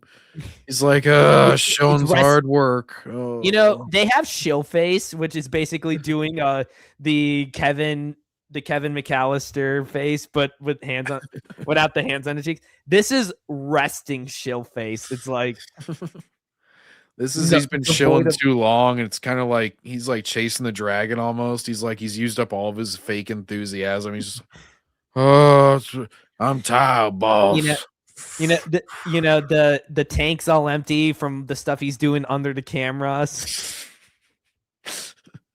That Grogu doll back there, you don't want to know. It's a gap. grooming Dave Filoni to take over the reins ever since she started. You know what I mean? Seeing this, and for Dave, Choco, seriously, what is up with your camera, man? It's going in and out. Yeah, you gotta do this, Choco. You gotta get the focus and then pull it back. There you go. It's not rocket science. there still is more to grow. I mean, there's more to grow into. That's kind of why there's going to be two people who are stepping Dave into has this been role. working there since 2008. If he hasn't figured it out by now, he's never going to figure it out. This is like 15 years. Going almost on 20 years. Like, how long do you think it takes to like he's going to be dead before he figures it out at this rate? If he's just if he's that slow of a learner. Jeez, it's like taking Anakin's line of being a slow owner to the extreme. I'm a slow learner. It took you 20 years to finally admit to it. People do this in sports where, a couple of years ago, my Steelers had a quarterback. He was like 27, and they're like, he just needs a few years to learn. I'm like, what? He's going to be 30 before he learns how to play the position that he's been playing since high school? I'm pretty sure he just can't do it very well. Like, at a certain point, you wave the white flag and you go, all right, different job for you, buddy. You're not good at this. I'm actually a big fan of. And the fact that he's going to have someone else to focus more on the paper pushing aspects, I think is great because I think his job needs to stay on the creative side. He just needs to let Stay other on is the key word there. He's not changing his role at all. So how is this like, oh, he's been groomed for this position? You mean because he's been doing this exact thing already? Like he's just gonna keep making his show. He's been making all the shows. He's been like a producer on all Like, the as shows. president, what is he really going to do besides shove Ahsoka and everything? He's gonna make more Disney Plus series. Like that was already what he was doing. It's the thing. It's like they act like this is some sort of change. The only thing that he wasn't doing was the paper pushing side, and it's still something that he's not doing. So nothing has changed. Creative side. Where is that? Is it in the room? Yeah, creative as in what can I reference from a previous show that I did this week? Like, it took him like several years to finally get around to doing anything with Barriss Offee after he character assassinated her. Ugh. And like the whole Mandoverse has just been referencing Rebels and Clone Wars. Like even Boba Fett, their big reveals. They brought in Cad Bane to a farm in the desert for 2 episodes. Like walk super slow, say 6 lines and die. And even then, it's debatable on whether or not he's actually dead. Oh, probably not. You know, he's like the Stranger Things people. If you don't like see the body like incinerated on camera, then you're not going to believe that they're dead. It's just like, don't you know, Boba? Oh, we all have 6 hearts. You only stabbed me once. What's funny is, again, references were done far better and actually mattered into you. And you didn't have to wait like 20 freaking years for a plot line to finally wrap up. Mecha G75, welcome to the stream. Because it was like, it took him forever between TCW Season 5 and Tales of the Empire to do anything with the Barriss Offee reveal. Well, to his point about the EU, like even the few books that because I'm actually getting close to finishing Jedi Eclipse finally because I took a big pause on that around holidays and stuff, distracted with other things. But I noticed even in the New Jedi Order books that I've read, like the one I remember, it made a very like nice reference to you know how Yoda says like his mind is never where he is, what he's doing, it's always off in the future. And like Luke makes a reference about that, I believe, about like Jason, basically that like he needs to focus more on a little bit on like basically his mind is always off on like the future and everything. And they're using it to like draw a difference between Jason and Jaina. And kind of how they think about the Force and everything. So it's that's like a super subtle reference where it's like, oh, that's sort of like this line from the OT and this idea, and it's somewhat genetic in the family. Or like I just got done reading Labyrinth of Evil for the second time, and James Luceno has a ton of references to stuff like the micro series, other novels, stuff that even predates the Clone Wars.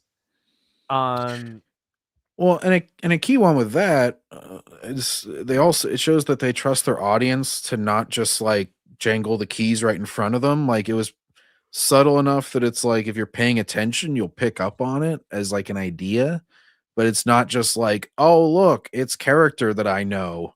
Like that's the cheap way to reference. Like I feel like I don't know, themes, ideas, and like actual character arcs being referenced subtly is like much more intelligent and it does just trust your audience. But now it's nostalgia bait and key jingling because audiences Chills will see it and react and go, oh, Cad Bane, it's a 10 out of 10. They had Cad Bane in there. It's like really just like flashing his face makes it a 10 out of 10. Xanato, what's going down, boys?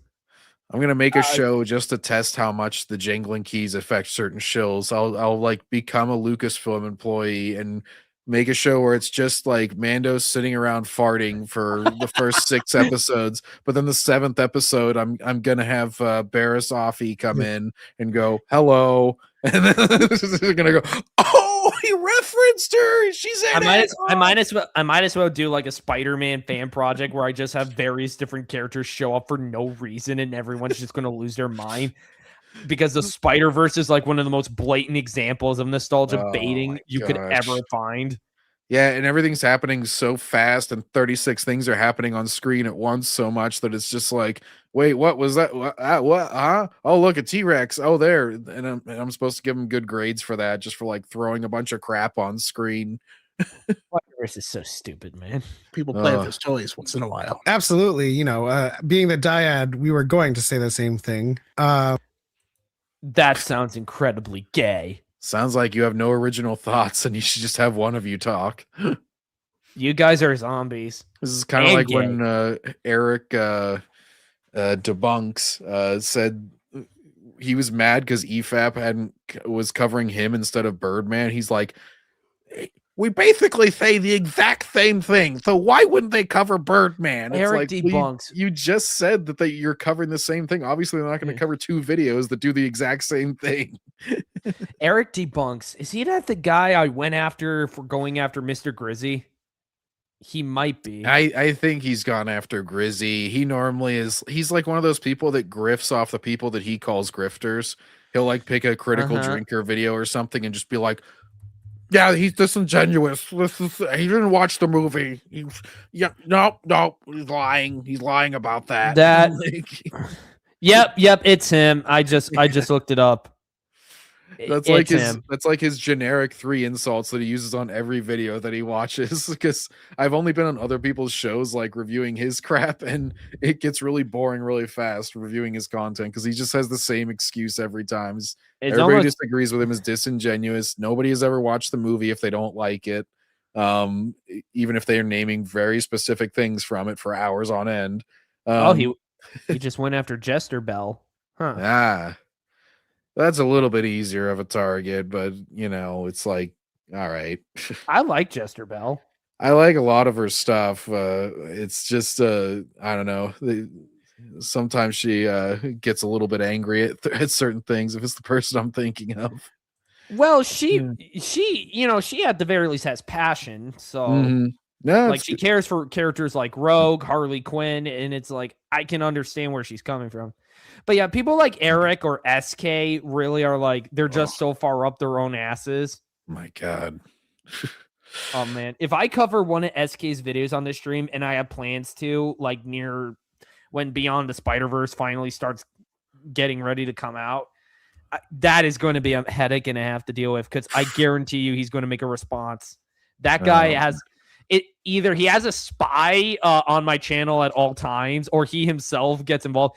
Because he crashed out the last time we interacted because I refused to go on to debate him live.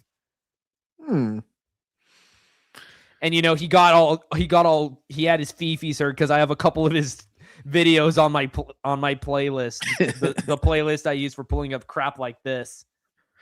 It does piss them off the most whenever you kind of just like disregard them and don't give them what they want. Because I remember like Birdman is always getting more and more pissed because basically Critical Drinker doesn't know he exists because he's too busy raising a family. Like people will like super chat him and stuff about it, and he'll be like, oh yeah, I think I've heard. I don't think that guy likes me. Anyways, and then Birdman is always like, oh, you know me. It's like, I picture the Mad Men meme. I don't know if you know this scene where there's a guy like in the elevator with Don Draper, who's the main character in Mad Men, and he's like, blah blah blah blah blah blah blah, and he's like bad mouthing him, and he's like, you know what I think about you, and he gives him this whole spiel, and then Don Draper's just like, I don't think about you at all, and he walks off the elevator. And basically like just takes all the guy's rant and then just walks away.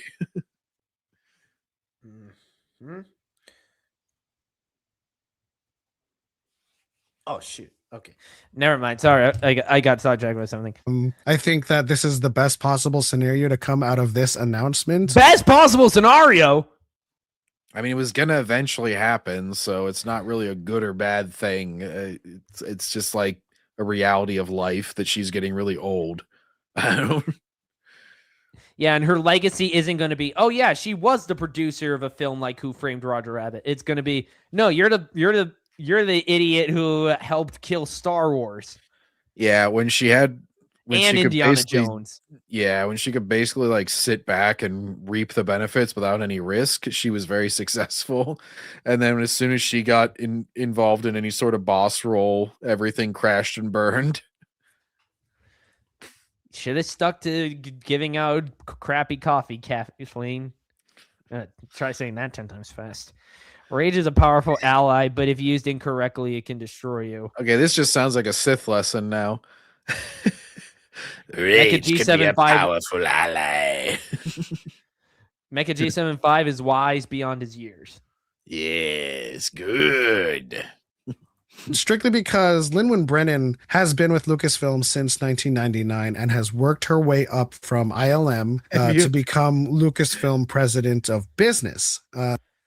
Yeah, Brandon, have you ever seen Arrested Development? think I heard of it, but never saw It's it. like it's like an early 2000s show, and it got canceled, so it was fairly obscure. But there's this one like lawyer or something in it who's always advertising, and it's Lynn Denelin, and it keeps being what I think. I think that's what that's from. Where they're just like, it might be from a different show, but I'm pretty sure it was that one where they're just like Lynn Denelin, Lynn Denelin, Lynn Denelin. It's like that's what I keep thinking of with this lady's name, even though I'll it's not. I'll have to keep that show in mind. Right now, I'm in the middle of a Star Trek watch-a-thon. I might be thinking of the. I know Arrested Development. The one that I know for sure is from there is Bob Blah Blah is like the one lawyer. So they're like Bob Blah Blah lobs law bombs, and they just like do all these tongue twisters with his name. In 2024. So just like Chaco said, this is the best of both worlds where we have Dave Filoni taking over as president. I failed to see how that's the best of both worlds. The best of both worlds would be Ryan Kennel takes over as Dave Filoni's job. Actually, I would say Tim from United Spacers Alliance, OG, people like them, Matt Wilkins, or Scran, I would have 100% in total faith in.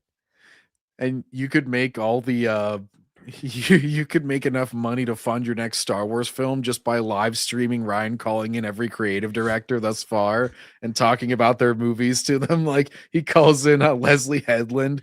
He's just like, Leslie, this is your performance review. Once he's the boss, he's just like, what the fuck were you thinking with the Acolyte? He's just like freaks out on her.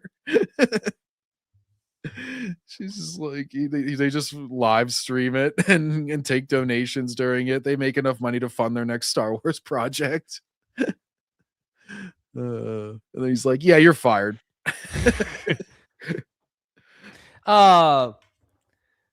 Lucky Kennedy finally made an appearance, everybody. Oh my gosh, he's calling these two Nazis. You shouldn't do that to poor Chaco yeah. Just look at Chaco, man. mate. You calling that a Nazi?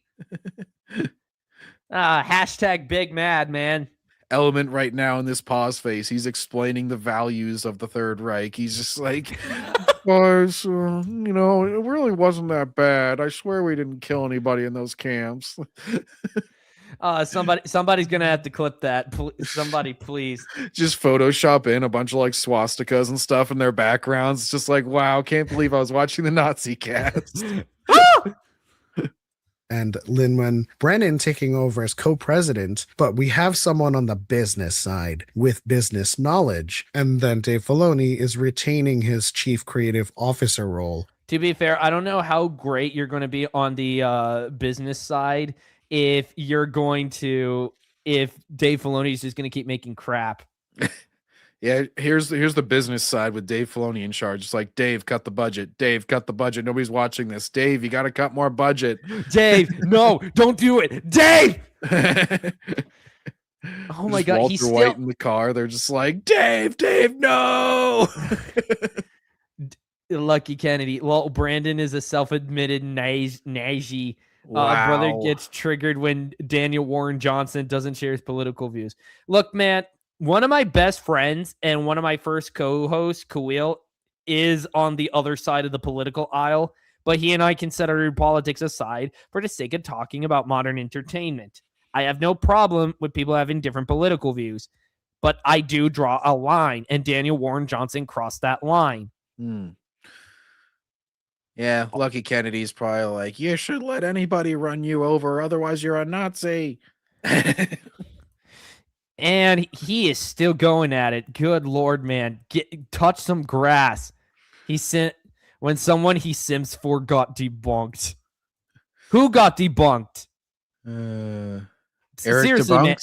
man, dude, listen. You are a coward. You don't actually face off these people. You cannot say anything about me when you yourself are a coward. You have me blocked on your channel. You threw a temper tantrum when I and Keep Star bad Wars nothing in Friend. for 1 second. I just got to grab a drink. No problem. I'm gonna call this idiot out, dude. OG Star Wars Grant. We have plenty of evidence that has debunked your claims. Your stuff is old news. Either get some damn new material or get out of the damn race. Take the L. Press X to doubt. Dude, I'd press X to doubt anything you say. Like the X key on my keyboard, may it rest in peace. What? Broke up big. Okay. I would trust her quotes over anybody trying to debunk her, considering she only shows the actual video clip. If she, first of all, she calls it Lucas facts because it's facts about George Lucas Star Wars, which is the 6 films in the expanded universe, whether you like to admit it or not. If she made a mistake, she makes a mistake, and she's willing to admit to it. They probably took a paraphrase as a misquote. Yeah, I don't know. You know how desperate you have to be to take someone else's quote and say it's the person you're trying to speak for? Or maybe she made a mistake and, somebody corrected her on it.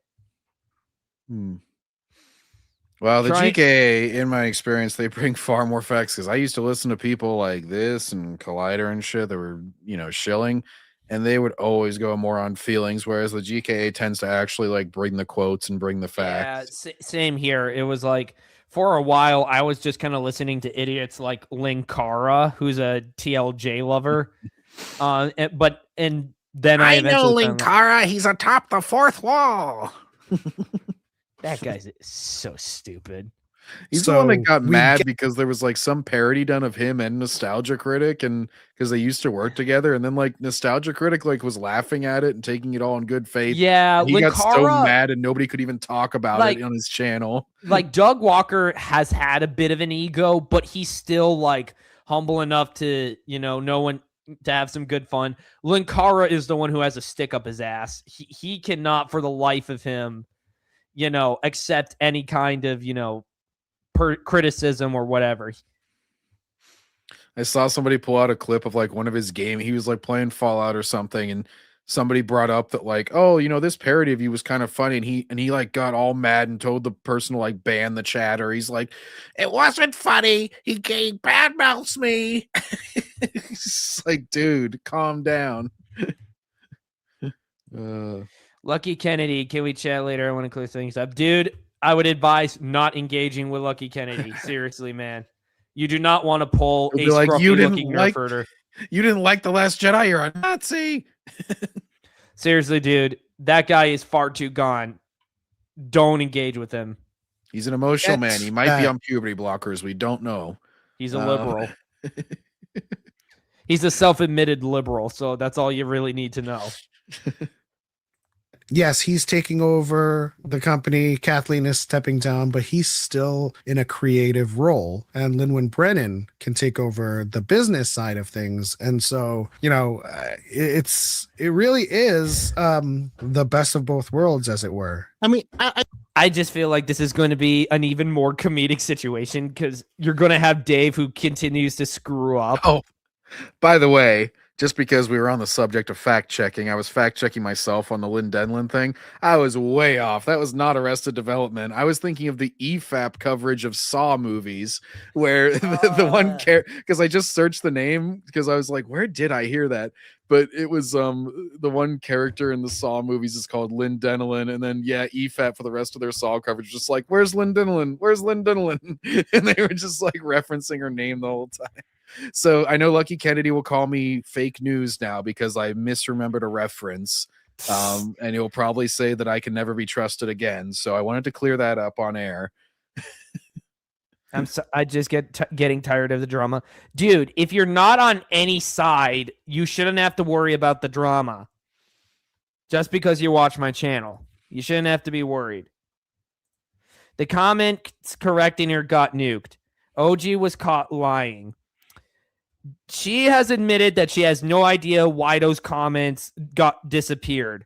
She has had no reason to get rid of them. Lucky Kennedy, chances just are say it's what YouTube being YouTube.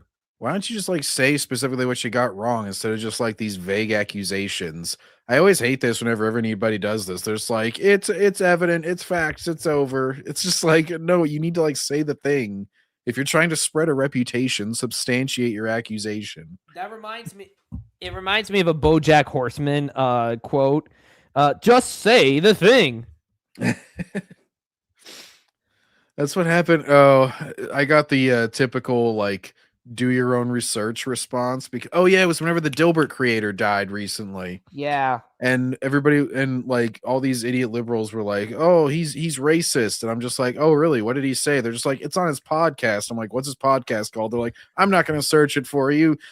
Search it yourself." I'm like, "Well, maybe you could just if he said so many racist things, surely you can think of one." And it's like, "No, do your own research." It's like, "Okay." Well, don't go spreading accusations unless you can back them up. Plus, I got so much from Scran's server. There's a sample in my community tab. Yes, we are aware that scruffy-looking nerf herder was your spy. Or as we call him now, scummy-looking nerf herder.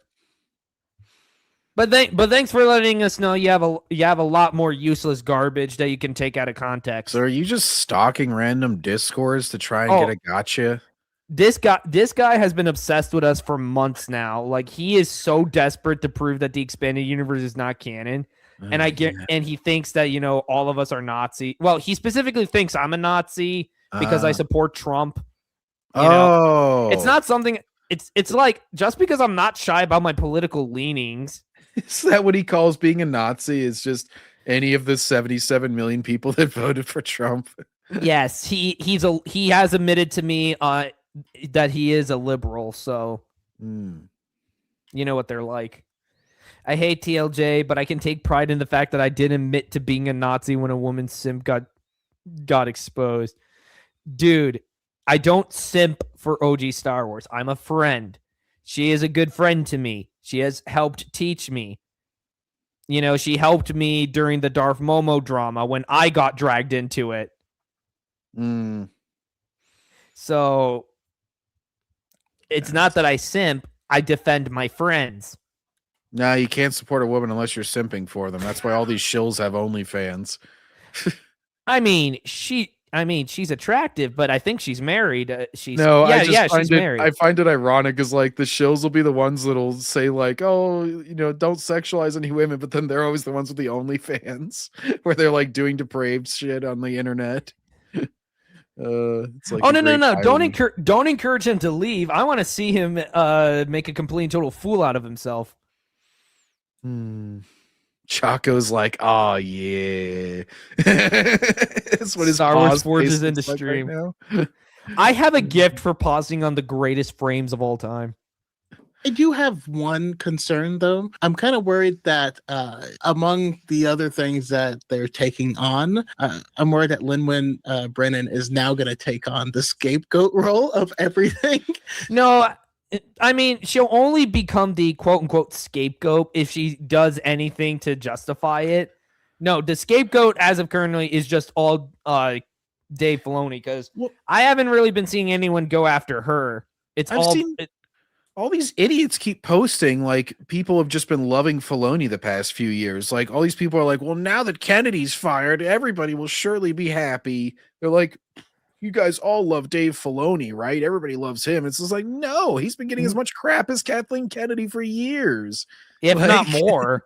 Yeah, because he's actually more involved in the decisions. Like, I think everybody knew Kennedy was sort of like somebody who didn't know anything about Star Wars and just like she was just the final boss, basically, that would like maybe approve very broad elements like who's going to direct a movie or something. But as far as the like granular creative decisions, that was never her. Like release dates and stuff would be more her decisions. Yeah, no, Filoni's been getting so much crap, and now people are acting like, oh, are they going to start giving Dave Filoni crap now just because he's the boss? It's like you're way behind, dude.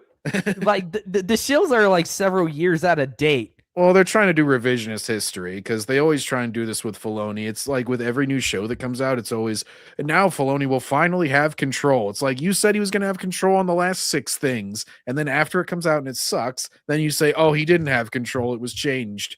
Because you need to have that excuse ready every time. Or sometimes they'll just jump the gun immediately and go right for the, you're a racist if you don't like this. I'm sorry that he empowers women and that's why you don't like it. It's like, well, I had like a 3-hour video criticizing it and I didn't mention that at all, but go off, I guess. I've said it once, I'll say it again. When it comes to Star Wars, that is the last franchise where you should ever try and pull the sexist argument. Because Star Wars has like tons of female characters that are beloved by the vast majority of the fandom. Princess Leia, Padme, Mara Jade, Ayla Secura, Shak Ti, Nomi Sunrider, Bastila Shan. Well, this is where the sexism of leftists does come out, because you can't like anybody who's even mildly attractive in any way, because then they're just gooner bait, and that doesn't count as a strong woman, because God forbid a woman show half an inch of cleavage, she instantly becomes a terrible character in their minds. Like I saw this with Fairy Tale earlier, where like they like posted some gif of one of the female characters from it, and they're like, this is why I can't watch this series, because they sexualize her in this, and they're like, there's too much sexualization. I'm like, well, how is the character? And they're like, oh, I love the character, but unfortunately she's held back by these scenes where she wears this outfit. I'm like, that shouldn't really affect your opinion on the character. If you like the character, you should like her. Like, if God forbid that women be sexy for half a second, it just ruins them for some people. Jan Ors, I forgot to mention her. Damn it. Brandon is too much of a coward to face SK. Dude, considering that SK crashed out because I was actually smart enough not to go on to debate him, I would say I'm the victor here. I found SK just like starts accusing people of doxing him and shit whenever he starts like getting mad at them. He fights dirty. Like when he's losing, he fights dirty. Like he was in a debate with someone over Spider-Man PS4, and when he was losing the debate, he tries to use because the opponent was against puberty blockers. So he tries to use it as a point against them when it had nothing to do with the argument. And he'll usually have on 2 or 3 of his buddies with him. So then they all just go like, this is the opinion. It's like, well, no, it's because if you 3 nut jobs are all in the same chant. Because I've done a debate before, didn't go well, So it's like I tried to do it again, and it was like somebody told me, somebody else who had experience with SK, someone who's become a friend of mine. He told me not to do it. I took, I thought it through. I was smart about it. And then I politely declined. I was like, I wrote a polite message. I didn't even insult SK. And then he started crashing out on me. Anybody who feels entitled to a debate probably wanted to frame that debate a certain way. Yeah. That the Chuds dislike being like, oh, that must have been her decision. Yeah, you know what I mean? Because like, if it wasn't going to be her, it would have been Dave Filoni anyway. Exactly, because Dave Filoni has earned it.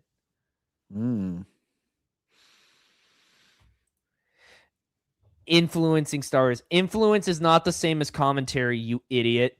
You are objectively a dumbass, not me. My gosh. Is he one of those guys that takes the Vietnam clip and thinks that's the only thing that inspired it ever? They both keep thinking that Star Wars is political. Star Wars is political. Is he going to talk about how the American Revolution in that same interview influenced Star Wars, or is he going to ignore that part like most of them do? Or the bad guys from World War II, which World War II was over for like 20 or 30 years by the time that Star Wars came out, were the inspiration behind the Empire. Heck, Vietnam was over by the time the original Star Wars came out, much less in 83, whenever the Return of the Jedi came out. It's like, if you wanted to do an anti-Vietnam message, you were a little bit late there. And also just overall with creatives, you can't trust an interview that's years after the fact, because a lot of them will just cater to an audience like this guy, where they'll be like, 3 decades later, they'll say, "Oh yeah, this is a gay movie." That reminds me, like that reminds me of Paul Dini. Paul Dini's probably like the most infamous example, where he'll just go with whatever the crowd wants. Yeah, well, and a lot of times they'll get these quotes, and the guy will be at a con or something, and they'll be like, they get the leading question where it's like somebody in the audience like, "Hello," I'll pretend to be that guy that's always on the red carpet asking this. He's just like, "Was this the gayest movie ever?" It's like, I don't know if you know the one I'm talking about. He always interviews actors, and he'll be like, "Was this the gayest Star Wars ever?" And it's like the most leading question ever. Buddy, dude, if you want to come on to a live debate, we can do it right here, right now, man.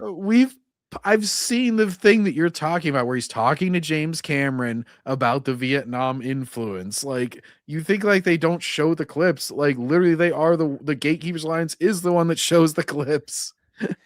When he talks about it being political, it's in reference to in-universe politics of Star Wars. You moron.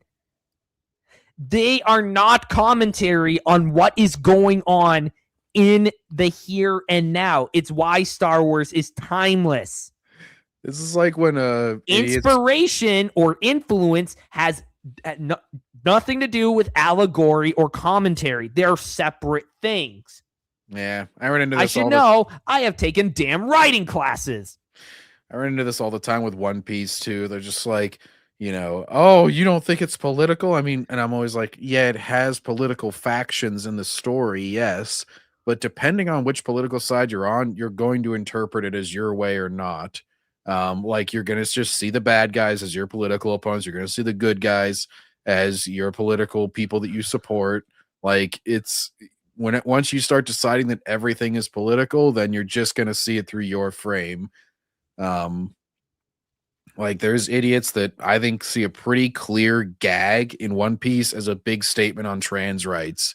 And it's the most ridiculous thing in the world to me, because literally it's this super hot chick that goes into the male bath, and she like idolizes a dude, so she like pretends to be that dude, but it's clearly played as a joke, because she's got massive honkers, and it makes all the male characters in the bath like that are pervs, they all like are nose bleeding and saying like, "It's a dream come true," and they still cover them up with like little clouds and stuff in the anime. Oh my! So they're acknowledging that it's still a woman, like they're covering her up appropriately, but it's like, "Oh my gosh, he's made a big trans rights statement." I'm like, guys, you're meant to laugh at that. It's just a joke for the pervy characters. Like, how does it feel knowing all your favorite movies are made by left wingers? I don't know, because I freaking don't care. As long as they don't say anything really horrid, I am mature enough to separate art from reality. It's why I'm able to still like Jim Carrey movies. Yeah, and they're mature enough that they, at least on camera, they don't usually inflex it a bunch with just like, and whenever it does become like a one-to-one allegory, normally it becomes shit like Picard season 2. That's like a leftist out of control trying to shove in their shit. And it's like Star Trek has done a bunch of political topics, but back whenever they tackled it more maturely and even-mindedly and had both sides of a debate, that's whenever their shows were actually good. And then modern Trek is what this guy likes, where it's just propaganda. Anti-ice. Yeah. Ice, ice, baby. That song will now be banned. Yeah, this way they could pretend it's Dave Filoni. It's so funny. Even random news are like, well, that's because behind. For a second, I thought he said that as random nudes. In the scenes, there's a war going on. Yeah, Doomcock, we laugh at him too. What? I said Doomcock, we laugh at him too, because I'm pretty sure that's what they were referencing. He's always talking about the Like Kathleen Lucasfilm Civil Kennedy. War. Oh, Oh my gosh, that narrative. There was no evidence to suggest that was ever a thing. it's like now Filoni's too much of a cuck to ever actually fight anybody on anything. John Favreau is, I don't know. John Favreau's got one mind over here, one mind over there. He's like, Everywhere. I'm going to make this new Lion King movie, but also I'll stop by and make a Grogu doll.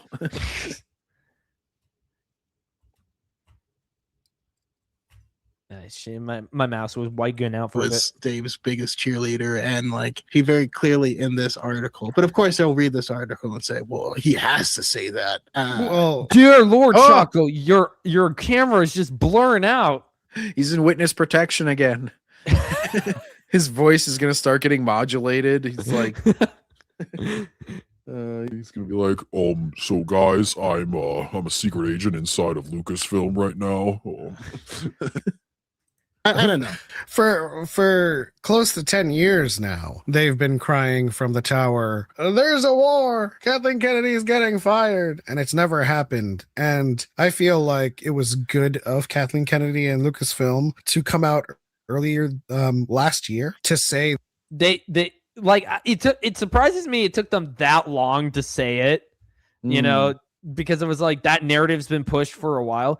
And my problem is people like Doomcock just get lumped in with us because they're they're supposedly anti-Disney. that's why these guys aren't being specific. If they actually wanted to be honest and like not try to just correlate people, they would say like specifically who's saying these things. But because they don't want to get caught lying, they can't lie about channels that haven't said it. And they also want to badmouth everybody that's even vaguely on the same side. They're just like, oh, these people vaguely, we're just going to go ahead and try it. We want to make a negative image for everybody rather than just be specific and be honest. Mm-hmm. I was just checking to see if Lucky Kennedy did anything on his YouTube channel in response to this, but he hasn't. He's going to be responding to a live stream. Oh no, don't tell me it's going to be an SK situation where it's going to be, I made a live stream, he commented it, then he's going to make a live stream on my live stream, then I have to make a live stream to his live stream. It's going to be live stream. That's when you just overwhelm him and you're like, anybody in the audience with a camera, quick, live stream about his video so we overwhelm him. He can't respond to us all. That's going to be so stupid. Kennedy is looking to choose a replacement because she's planning on stepping down. So the narrative isn't open to interpretation where Kathleen Kennedy was fired, right? It is the fact that she's had an illustrious and long career. And illustrious? It was a crap disastrous, I think is the word you were looking for there, Element. Disastrous tenure. Yeah. And then the Star Destroyer just comes crashing down because Kathleen Kennedy is Star Killer. I thought you were just being Leslie Headland on a in her nighttime activities. Oddball. Welcome to the stream, man. Hey, you guys. You're from I believe you're from Decrepit streams, if I'm not mistaken. Oh, could Decrepit not make it, by the way? I don't know. It's kind of debatable with him because apparently it's like super early where he is. It's super late where I am. Time difference codes. I know he normally streams late for me because I'm like America East Coast. I'm trying to stream early so you guys don't get tired on me and these streams don't just sputter out. Like I am trying so hard here. Well, you're also on Friday night, so I don't have to get up as early tomorrow. So that's the nice thing about being on Friday night. Yeah, especially since Friday Night Tights is like 4 p.m. for me now. Boy, it was really whenever I was in Arizona for like 2-3 weeks here, and everything was so early I couldn't get used. I kept getting taken by surprise. I'm like, what? Open bars are like 2 p.m. Holy cow! Yeah, I follow him in Scran, but I know about you too, Brandon. Hey, John. Hello. Cool. Scran's awesome. He wants to step down, and she's returning to producing. She's still going to be EPing on these films. So EPing. Why does that sound disgusting? I think Scran was just on earlier today. He streamed for 4 hours. I popped in, but I Nice. didn't comment. And then I just kind of left because my phone was dying. And I was also in the middle of watching Star Trek. The new one. No, I'm watching the original thank God. series. Good God, why would I ever watch New Trek? I listened because they released it on YouTube. I listened to the first episode of the new series just so I could get all the, because I knew I was going to watch YouTube videos making fun of it. I would have loved to do a reaction to it, but that might have to be for like a Rumble stream or for like a members only thing.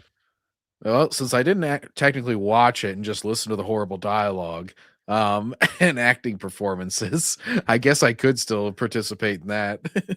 Yeah, but like at the very least, we could just react to the new intro later after we get. I don't know how this. they're gonna try to spin this. They are not smart. Nobody's going to people. try and spin it. We've been saying it's for gonna be whatever. years. Any reasonable person has been saying for years.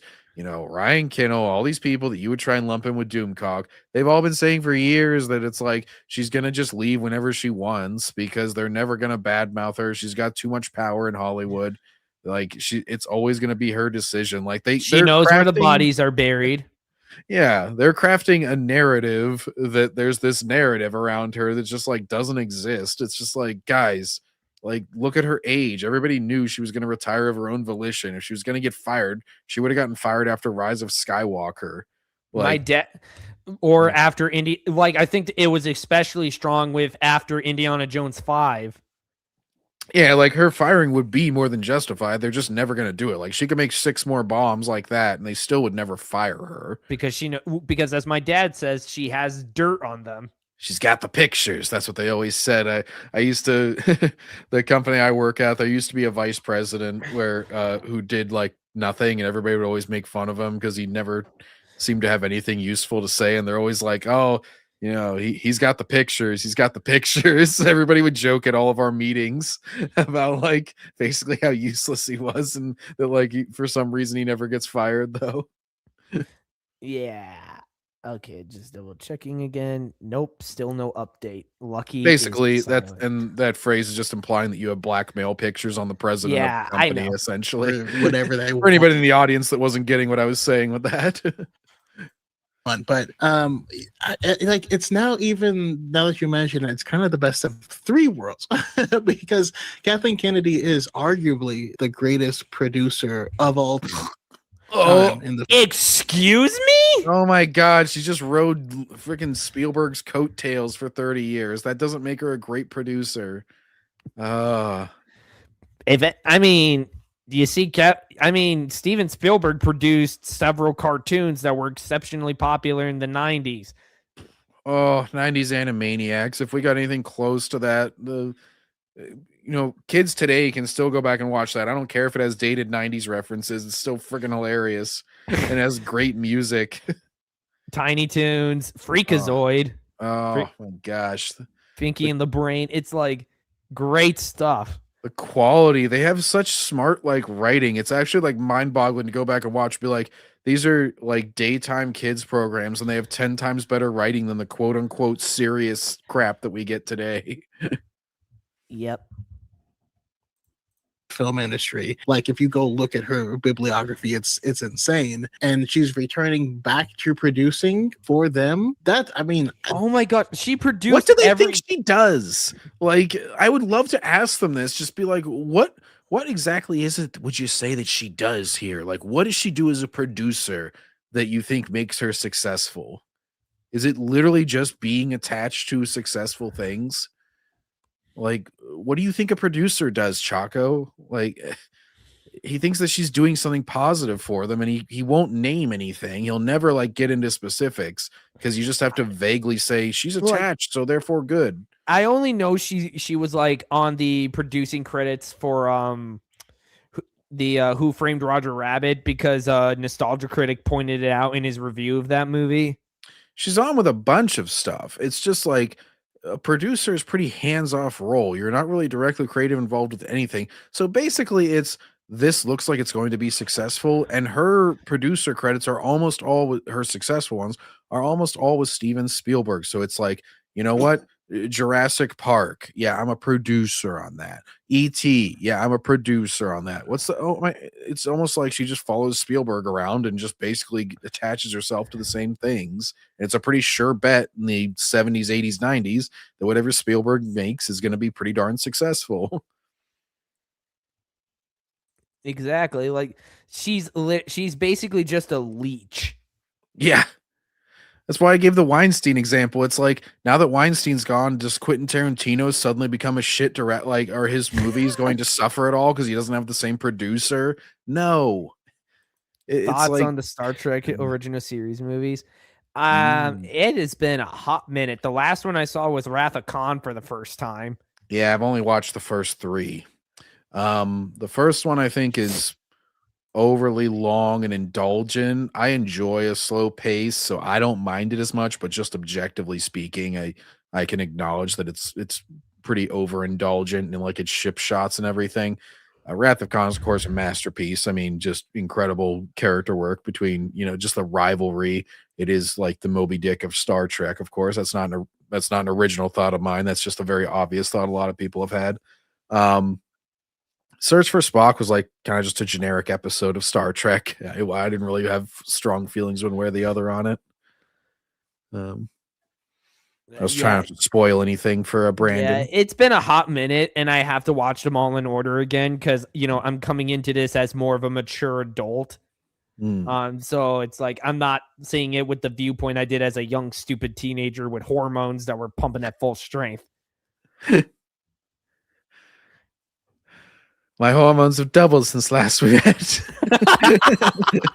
Good. Twice the hormones, double the. I won't finish that sentence.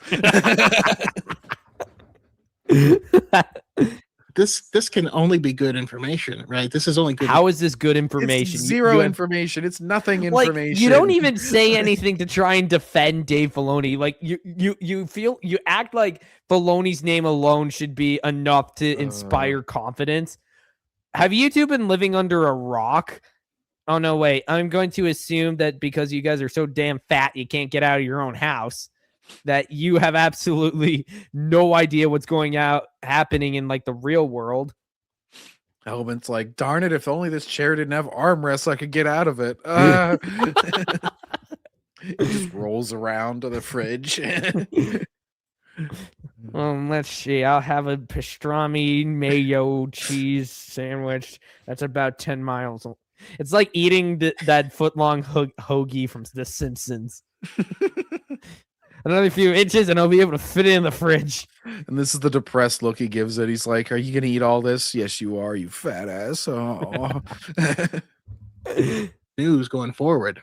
Yeah, I mean, I do want to point out that Lin-Manuel Brennan, as I mentioned, joined ILM in 1999 and then kind of rose through the ranks through Lucasfilm. But, underneath her, credits, she has a Lifetime Achievement Award from the Visual Effects Society. That's nothing.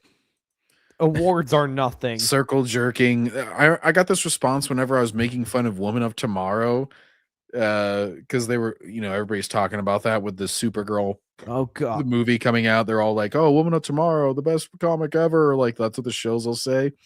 And I'll be like, one of them I said, like, oh, I hadn't heard good things. Like, she's like a drunk party girl in that, right? Like, and then they're just gonna ignore the previous 60 years of her character.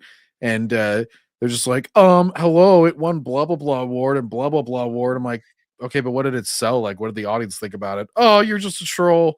I was like, okay. Yeah. I don't really care about Hollywood people giving awards. And I have heard it's written by Tom King, and I have heard like nothing good about Tom King. Like, I was there when the controversy hit with the Batman Catwoman marriage that he completely ruined. Oh yeah, don't they probably kill Catwoman, right? No, they had to leave Batman at the altar. Oh, okay. Of course. Because Batman needs to be miserable. I kid you not. That's apparently like her line of reasoning. And then they had to retcon it that Bane masterminded the whole thing. It was a complete and total mess. They should have had Batman leave her at the altar, but they would never do that. Be like, my responsibility is too much. I'm sorry, Selena, but occasional pussy call isn't bad. Meow. Also because you keep trying to steal my wallet. Like, I just seriously, watched Batman Returns, and my sister hadn't seen it. We were watching it because it's a Christmas movie. So, my sister was around for the family gathering. She was fucking cracking up at it. She was just like, that is not a bad movie. No. I mean, I love the movie, but we were making fun of like the dynamic where Bruce is very tolerant of her being insane the entire movie. Like, she pretty much never acts normal in any scene, and yet he just keeps getting more attracted to her. It's like, Bruce, you're really into crazy chicks, aren't you? Because this lady hasn't had a normal sentence that she's said to you all the whole movie, and you just keep getting more into her. Bruce, dude, get some standards. And at the end, my sister was just like, Master, she's like doing the Alfred impression. She's like, Master Wayne, you're one of the most eligible bachelors in Gotham. Surely you can just pay someone to do this stuff for you. Leslie has a good point. I never thought of that. Godzilla -0 is going to be a far better than anything Hollywood can come up with if history is proved. Yeah, it's going to be no contest unless they somehow screw that movie up. Yeah, it's definitely going to be like a massive success. That's why Demon Slayer was the best movie of last year in theaters. Like, the only movies I see doing decently at best is going to be the Mario Galaxy movie. That's going to be coming out in April, and I'm going to be in a freaking depression for the entire month because of it. Oh, God. That movie is just going to stab me in the heart, rip it out, and then crush it right in front of my eyes. Because I love the game so damn much. Rosalina will be girl boss. And Peach will continue being a girl boss. Yeah, they'll be like, we're going to get these stars ourselves. Even though the whole damn point of the game is that it's a romance story about Mario traveling galaxies to go rescue his loved one. Nope. They're going to get their own stars because they're strong, independent women. I hate the first movie for that. And the only movie I'm really holding out any hopes for at this point is Transformers 6 with Michael Bay. Oh, I didn't know he was making another one. Oh, no. Yeah, they brought him back because it was like Rise of the Beast was a complete failure because it's Michael Bay without Michael Bay. So that killed the Bumblebee universe. Transformers 1, it's a good movie, but, bad marketing killed it. So I didn't like the animation style either. It was like it's like CG, but then it had sort of the animated mouths and stuff. I don't know. Yeah, the faces were just off-putting to me, which is why I kind of skipped it. But I might go back and watch it just for the sake of the writing. But because it underperformed, it's not getting a sequel, which a lot of people got pissed over. So now they're like, let's just bring back Michael Bay. It's been long enough. We can nostalgia bait it a little bit now. I mean, at the very least, we'll get some good action out of it. Like, I'm just saying. I mean, if you get the Transformer 1 writers with the Michael Bay, I think you could actually have something that's really good. I didn't think Bumblebee, I didn't think that one was bad. It's not bad. But it's not really particularly, it's not a standout, if you ask me. Yeah, it was like kind of like they were trying to do Iron Giant or like the dog is Bumblebee. Bumblebee was all right. I hated Rise of the Beast when I watched that. Like, Mirage was the one character I absolutely despised from beginning to end with that film. Oh, dude, did you go? I think it was last year, spring, I want to say, where they were doing the 40th anniversary of the cartoon first premiering. Yeah, and they got the original voice actors to like do a table read. Well, the ones that were alive, at least. Yeah. It was like the Star Trek, the one for Starscream had passed away. Mm-hmm.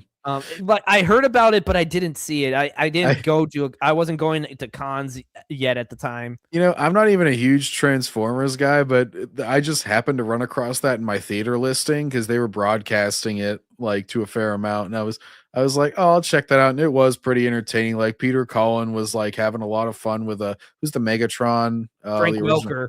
Yeah, they were next to each other, and he'd like flub a line, or they'd be like staring at each other whenever he's like, "You're scrap, Megatron, junk," and they're like staring down each other as they're reading. It was pretty funny. Transformers, it's definitely like kind of climbed out of that hole it dug itself in because it was like ever since 2005, IDW was doing the comics, and they naturally put identity politics into it because every female transformer now is a literal transformer. Oh, that's right. I remember seeing the clip of like the crappy CG, one of the newer shows where it was like about all the there was that and they them or something. Yeah, there was Earthspark because the cartoons after Transformers Prime were just kind of bad. Earthspark was like really terrible. Cyberworld is just kind of whatever, people just kind of leave it to be its own thing. The Skybound comics have been doing a lot of the heavy lifting though. So it's like Transformers is slowly getting there. Like it's climbing itself out of the gutter that it dug itself into. Being like a 90s / early 2000s kid, I was obviously like Beast Wars and Armada, basically. They were doing some worse nostalgia bait with like Rise of the Beast, and that was terrible. Well, because Beast Wars was like CG, like the 90s CG, where it's very flat looking if you look at it today, just like upgrade back then. But then Armada was like anime style, and that's the one because I was already into anime shit. So that's the one that like really got me into it. And then I got all the like little mini cons that would form a sword for the Transformers. That's Pokemon, but Transformers, and it was awesome. They had some cool toys because the mini cons would form like a shield or a sword or something for the bigger Transformers. They're kind of trying to bring back that gimmick with because they're now like they're like redoing older toys from the older shows and they're in the newer lines. I actually have the newer Armada Optimus Prime figure, and they're kind of getting around to doing the mini cons again. But yeah, Beast Wars had like great writing. You had the best Megatron of all time. Yes. Ooh, I like you, pussycat. God.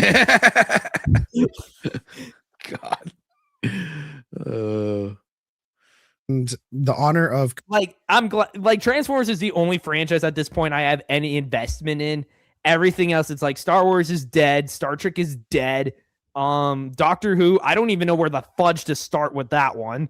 I'm just watching Disbrews his reviews of the like Water Person series that they have going right now. It's like a spin-off that I don't think it even involves the Doctor, but it's the one like government agency is involved in it. He's just been making fun of it so badly. It's hilarious.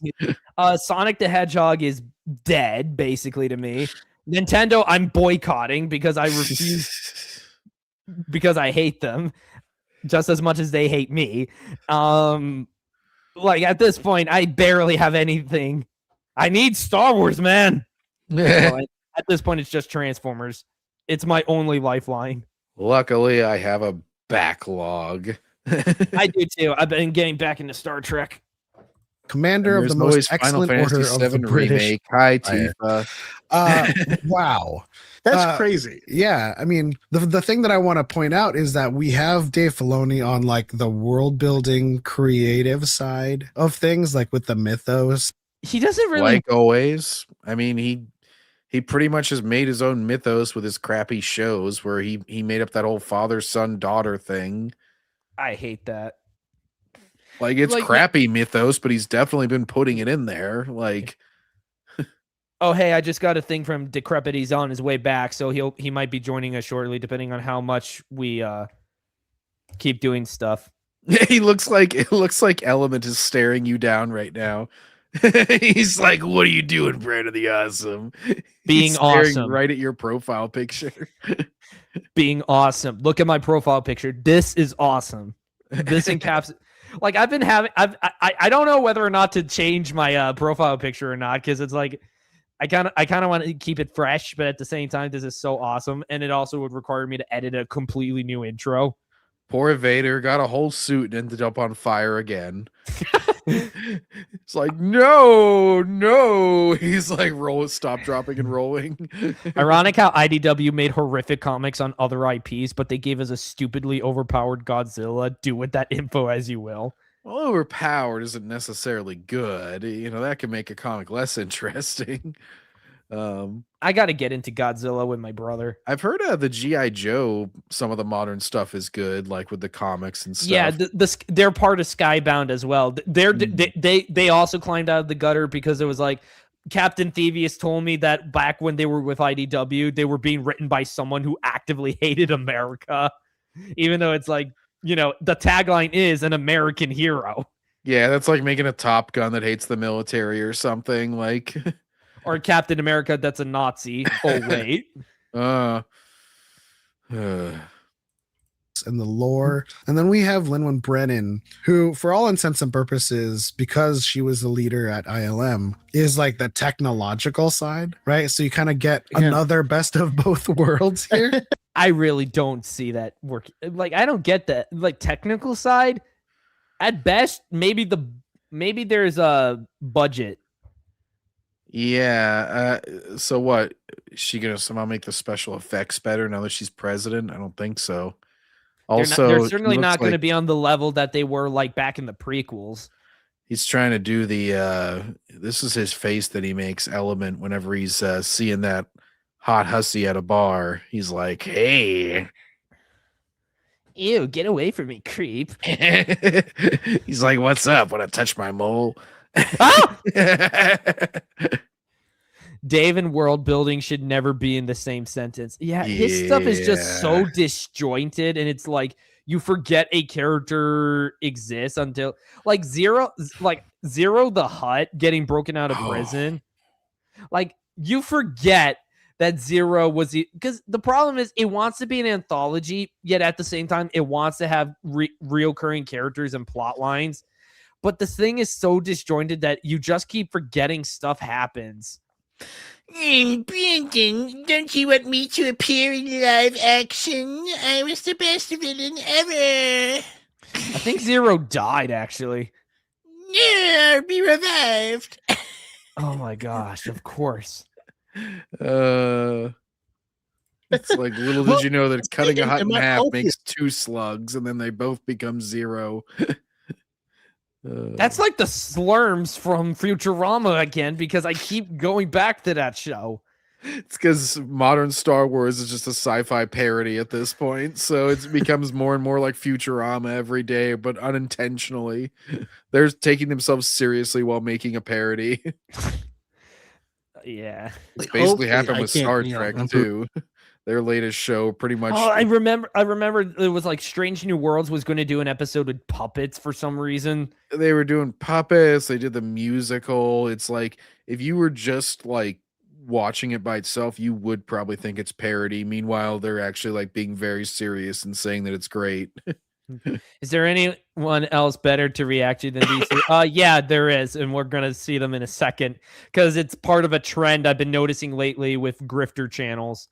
And we're going to see that in a bit. Just this, but in my mind, it now gives us the possibility that when these projects are being pitched, or when she's greenlighting or deciding budgets for things, she's going to know how much extra budget or extra time is needed behind the scenes to make things look great. Yeah. And so if I was her, I'd just cut my losses and just cancel Disney Star Wars altogether and let the IP die with dignity, whatever dignity it has left. Which is Decanonize everything. Wait 10 years. Fire Dave Filoni. Yep. Fire everybody involved. Apologize. Decanonize everything 2014 on or so, and Hire people who actually give a crap about Star Wars. I mean, the trickiest thing would be handling TCW and removing it from the EU. Like, just, swipe it aside, fix everything. Release copies of Darth Plagueis that remove the Maul chapter and the references to Satine in the Kenobi novel, and you're good to go. But yeah, I don't really see these guys are just kind of blubbering on. Now, that was stupid because it's like I refused to believe at first that Kathleen Kennedy was going to be gone, but now that it's apparently official. I was just walking around my workplace and I was like, I don't know how to feel about this because I know it's not going to get any better. But at the same time, I have been fantasizing this woman getting kicked out for ages. That's why I said like I'm fine with people celebrating it, but also just like don't anybody act like this is suddenly going to change their output. Well, yeah, my thing was like tonight we celebrate and tomorrow it's back to the war. Yeah, it's sort of like when a dictator dies, it's been horrible, but then like his son is obviously going to take over. It's just like, yeah, you're still going to celebrate when he dies because it's like he was a horrible person and did all these horrible things, so it's still nice. But yeah, it's not like you shouldn't act like the war is won now. The war never ends. War never changes. Okay, so I've noticed this trend with people like Echo-Based Network and Theory where they're starting to do reactions to Star Wars AI movies. Oh no, does this involve Baby Dumbo? I don't know. It's Luke Hey. Skywalker. He has a Darth Vader one, but that's considerably longer, and that may be like a whole channel in and of its. That may be a whole stream in and of itself. Because if you can't tell by my profile picture, I freaking love Darth Vader. Wait, what? I thought you were Darth Helmet. Oh well. Well, I gotta I can hardly breathe in this thing. quick bathroom break for myself here, real quick. All right, I'll catch up on chat while you're at it. do.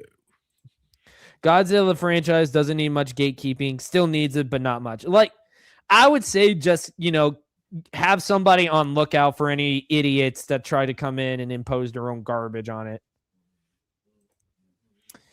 Also, they claim his world building, but all he's really doing is taking from the EU and ruining it. That's not really world building. It's not. It's like the dude has no sense of commitment. Like nothing's consistent. Characters just come back to life for no reason. Apparently, there's a garbage chute in the plasma chambers of Naboo for some reason. Like, I don't get it. Like, what the heck? All right, I am going to check on Lucky Kennedy again to see if he's doing anything. Okay, let's see. No clip. Okay, no video he made. Oh, here we go. Okay, I'm going to stop sharing that post real quick.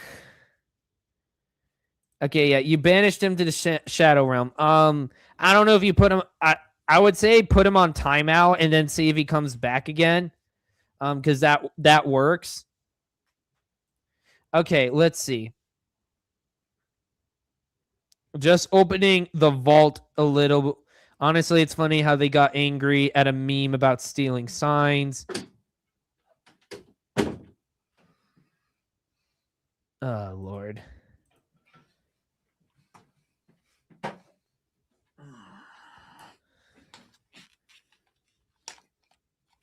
Like, what is up with Lucky? Come on, man. These have nothing to do with each other. Oh boy, is he still reaching? So Kennedy is a sociopath. I just saw that comment. Yeah, Kennedy's a nut job. But it kind of goes with scruffy looking nerf herder, who, if anybody remembers, was my first co-host on this channel, has now joined with Lucky Kennedy and Darth Momo, and we have a lot of reason to believe he was the one who took screenshots of Star Wars Scrans' server and handed them over to Lucky Kennedy. So it's like scruffy looking nerf herder as of now is considered an enemy of real Star Wars and this channel and channels like Scran. If anybody here is subbed to him, I would recommend unsubbing because the dude has just given in to the shill side. Anyway, back to the funny banjo guy. Baby Dumbo. Okay, Star Wars fans, this is getting crazy. Today we're watching a brand new, largely unseen Luke Skywalker fan-made video that is set between The Empire Strikes Back and Return of the Jedi. And some people... Basically, you would be encroaching upon Shadows of the Empire. And because I love that freaking novel, you can bet I'm probably going to take issue with this. Well, no, that's not canon. I just asked my Admiral Akbar popcorn bucket I got back there. It also is great for sucking my dick. Oh, with the fish lips. It's way too big. I got to put a lot of padding around the lips, but other than that, it's great for it. Oh, and he's got a freaking toad down there.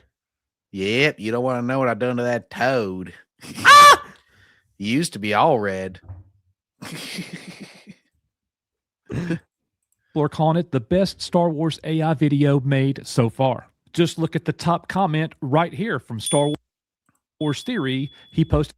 Oh, because everybody still takes Star Wars Theory, seriously. It's not like Theory has become hated by both sides of the fandom.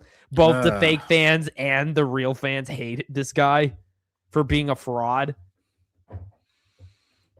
This 7 hours ago. This is beyond incredible. The most immersive and amazing AI supported fan film I've seen. Well done. This brand new video is also coming from a brand new YouTube channel called Star Wars Lost Legends. You see right here in the video that we are watching is the Star Wars videos.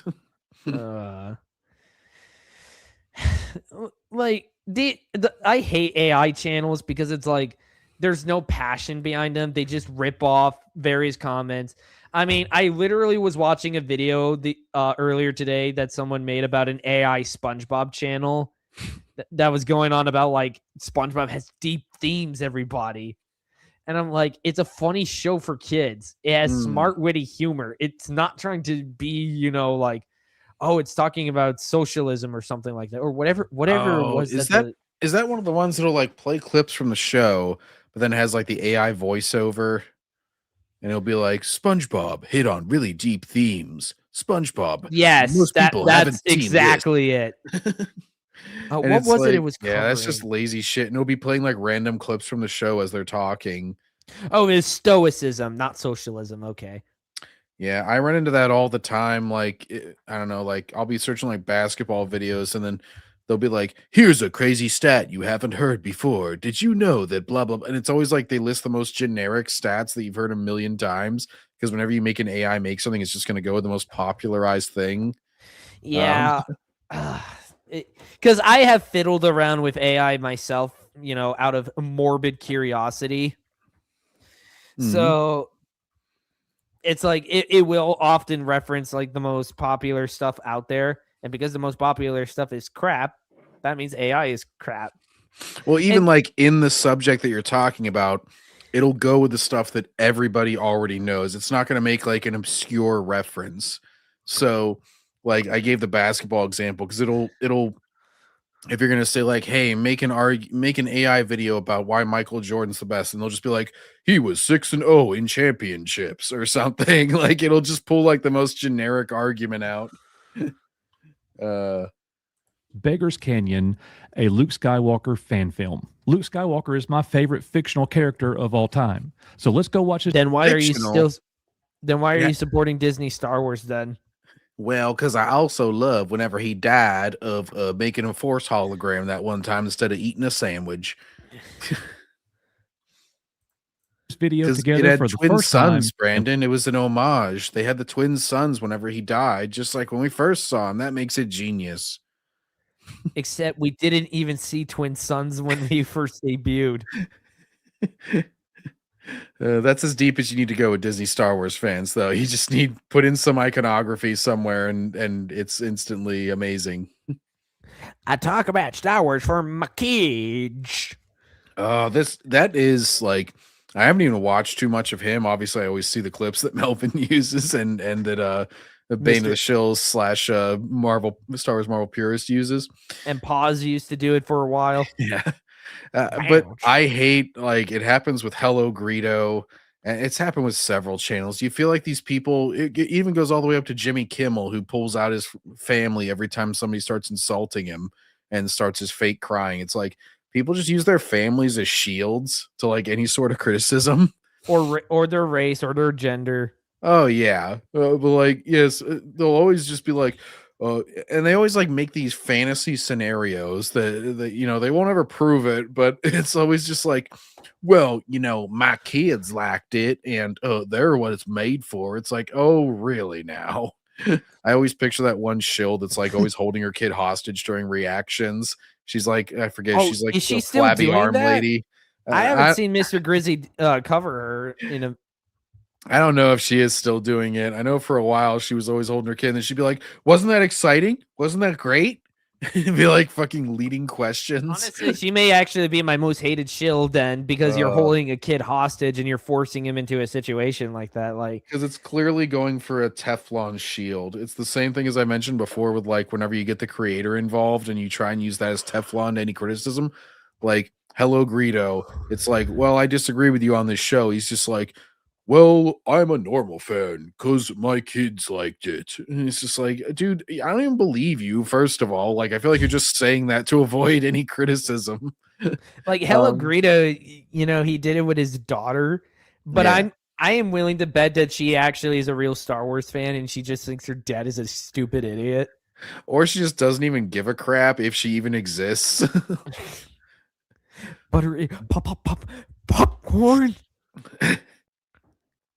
Let's see. Do we agree with Star Wars theory? Did they get Luke Skywalker right? I am basically inclined on a instinctual level to never agree with Star Wars theory on practically anything. I agree with him on about half of things because it depends on who he's trying to buddy up with that week. Like he'll be on a show with Ryan and Mahler, and he'll be like, "Oh yeah, Filoni, he's horrible," but like, "Oh maybe like you know," because they make convincing arguments, and then he ends up agreeing with them on a lot of things. But then he'll turn around the next week because then all the shills will be like, "Oh my gosh, he's on with these racists. How dare he? Blah blah blah." So then I think he panics. And he's like, "Oh no, I don't want to be called racist by all these people. I better just pander super hard to the other side now." And I think his main problem is that it stems from just he doesn't want to be anybody. He doesn't want to. He wants to play to both sides. Yeah, it's like so that's why he ping pongs because he'll piss off one side, and then he'll play extra hard to them, and then play extra hard to the other side that he pissed off. Like it sucks that it's like people on both. Like I don't see it really with the shills. I have never seen like anyone who likes Disney Star Wars white knight for him, but it was like I covered ranting for vengeance when he did it, and I'm like, dude, this guy said that Darth Vader could take it up the butt from Lobot and it wouldn't change the story. Yeah. Like Anakin could be gay and it changes nothing when it's like, did you freaking forget that this guy getting laid, having the hots for a woman is very integral to his story? Well, yeah, I pretty much got the best possible first impression of Theory because literally the first time I'd ever seen him cover anything was when he was on Stargrift. And so I saw him with Ryan and Mahler being like pretty honest about things, or at least being like held accountable when he had a bad take pretty immediately. Because, you know, they weren't going to play nice. They were actually like, you know, being honest. And, you know, like Ryan brought the Mara Jade example and then got mad at him when he said he would just be happy if she was included in a Disney Star Wars thing, even if she was horribly debased as a character. And so, you know, I'm getting the best version. And then like just slowly I started to realize that he's just playing both sides because I got the best first impression, I say, because he was playing to the side that I'm largely on. And I'm just like, oh, this guy, you know, he seems pretty reasonable. He's open-minded. It's good. He's come over. Now he's not sounds like he used to shill, but now he's not. And then like immediately he did the 180 and like it just started going completely the other way. I'm just like, he just seems like a guy's afraid to offend anybody and he's gonna change his opinion on a on a whim. Mecha G75. See you in a bit, dude. Let's go. Let's go! They always have to say that. I've hated that phrasing before the shills because people would always say it in comments or something, you know, and I would always just answer with, where are we going? They never... at some point I got to cover Soups on this channel. That guy is like the most obnoxious. Like he's one of the most shameless shills of all time. Yeah, that phrase basically lets you know somebody has no original thoughts or personality of themselves. They just want to... I bet that guy doesn't even know how to read a comic book. Oh my gosh. He like sees the cover. He's like, oh, Power Girl is going to punch the bad guy. Let's go. Yeah, you're gonna focus on that when you can't. When you could be focused on two major things hanging off her chest. No. All the good comics cover those up. How dare you? They all have weird art styles where all the women look flat. You mean modern comics, right? Yeah, the super Ah, ugly ones. Oh yeah, like that infamous Captain Marvel image, Oh my god. or I should say multiple, because she has multiple bad artists. Yeah, it's just appealing to the anytime that now somebody says like, oh, these are super sexy. I'm like, oh, really? Let me see. And it's like some androgynous looking chick with like a bunch of muscles, and I'm just like, oh, you're just saying this to virtue signal. Like you're saying you're trying to like say, oh, I'm not a prude, I'm not against sexy, but then the only thing that you call sexy is the thing that looks like a man. No, that just means you're gay. Mm-hmm. Also, what the heck is this logo? Like, you should at the very least remove the avatars. Like, Yeah, you're he's kinda covering looks- up letters. Yeah, no, that's supposed to be his logo intro, and it's covered up. And I love how his avatar is just like flat faced. Like one's excited and one's just like, Good Lord, I could put more effort, and I don't even know how to use an art program on a computer yet. I'm strictly like pencils and paper. You wanna Speaking of know- which, I actually have to get back. I actually have to work on my Han Solo sketch tomorrow. Technically, I have an intro, Brandon, whenever I'm like my Streamlabs. And I literally just Googled, non-copyrighted YouTube intros. And then there was like a video that had like 10 of them, and I just picked the coolest one. And then I put in one title on iMovie, and to just like fade in my actual name along with the background and music. I mean, I got my intro right, which I slapped together on a program that I barely that unfortunately it gives you, so I had to keep it like under 10 seconds.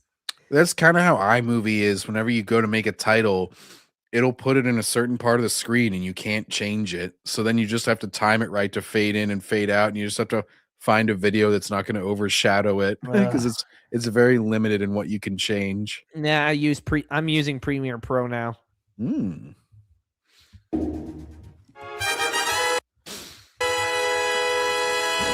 Here we go. I'll give them credit that for once they didn't like have the stupid Disney Star Wars where they split the Star Wars title and then they just have the name of whatever the movie is in between Star and Wars. Canyon. He's going to blast some womp rats. We're lucky Jawas don't like to read. That's an X-Wing. You use a T-16 for shooting womp rats. X-Wings are for shooting TIE fighters, you idiot. Also, this is set between Empire Strikes Back and Return of the Jedi. Actually provide some commentary. Don't just make stupid references.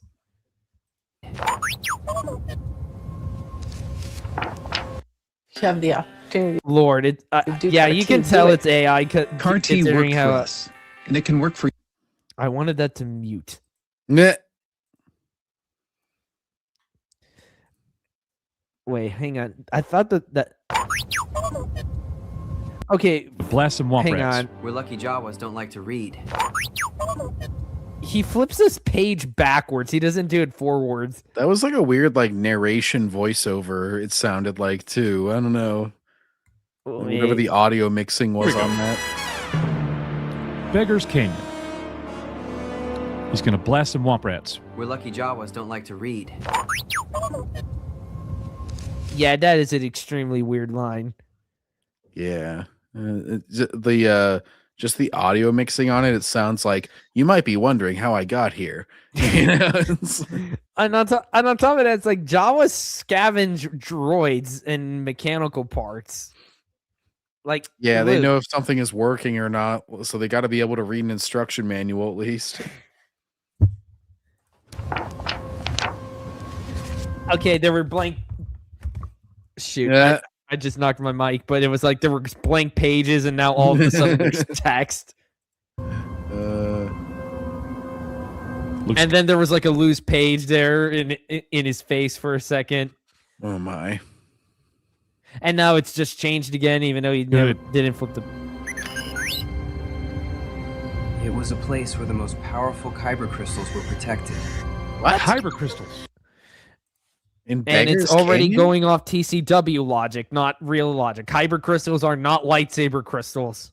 There's only one kyber crystal, and it was in Splinter of the Mind's Eye. Kyber crystals are what power lightsabers. Thanks for that exposition, Luke.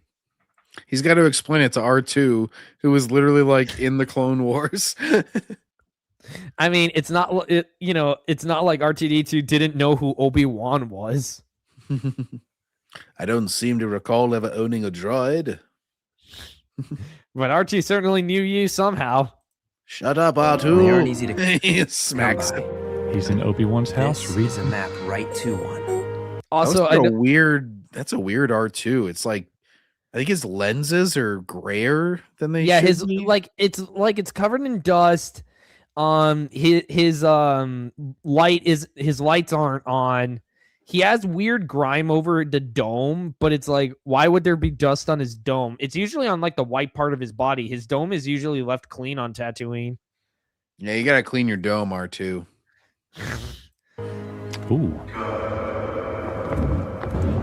What?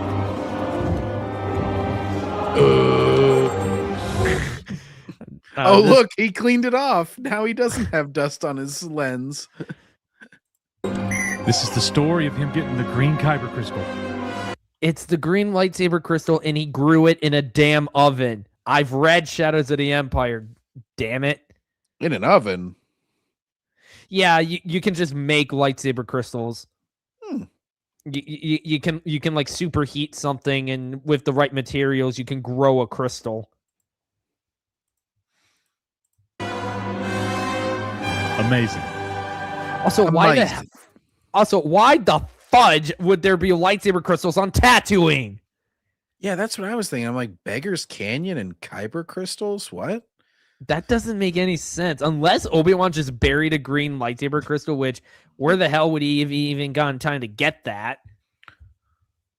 Luke, it turns out I had a lot of spare time. You really weren't being attacked that often, so I went and gathered a bunch of Kyber crystals. I left Tatooine multiple times, even though I was supposed to be. It's not like Tatooine. I mean, Tatooine is definitely the safest place in the galaxy because sand people are victims, you know. Those poor slavers. I can't believe people attack them with trains. I hope. I hope what? Also, Luke looks like he's trying to do his best Indiana Jones cosplay right now. You got the shirt, you got the bag, you got the pants. R2, what do you think of my cosplay? Also, this looks like it's trying to be a merge between an X-Wing and a Z95 Headhunter. Like the front screams X-Wing, you have the engines and the wings, but the back, it doesn't look like there's a port for R2-D2 to be inside. Oh, yeah, you're right. And I know, I've seen Z95 Headhunters before. I played Empire at War. I know, R2. I won't be long, I promise. Here we go. Let's go on an adventure. Well, he said he won't be long. I love the old Return. I mean, I'll give Coach credit. At the very least, he's keeping himself restricted.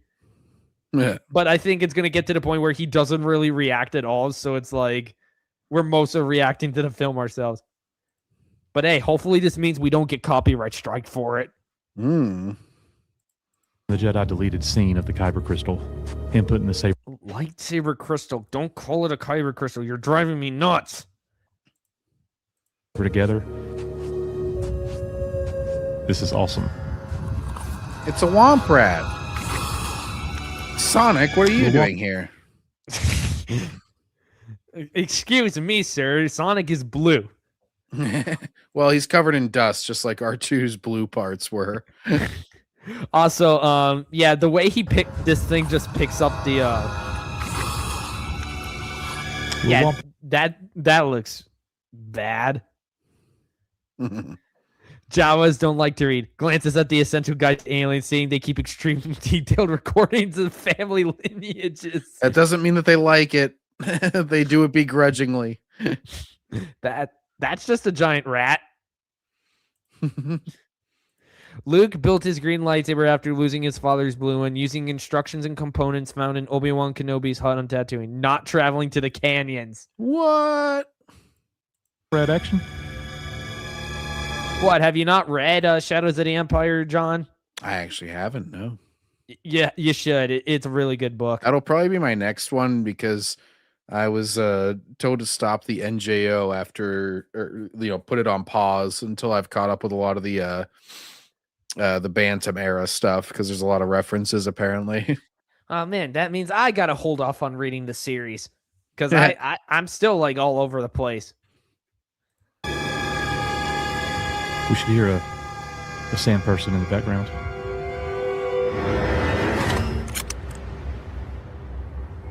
He pulls out his gun, and it's supposed to be making like a cocking noise, but it's like he just pulls it out.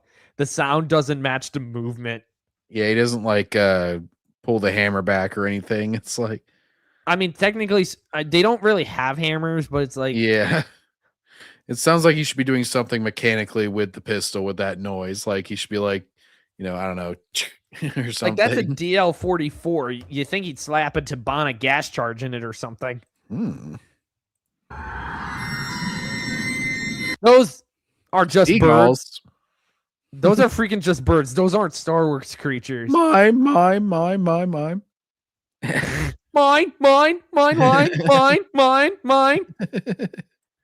Why is Luke wearing his Bespin outfit if this is after Empire Strikes Back? Hello? Oh, he got another one. He got another Bespin outfit after Bespin.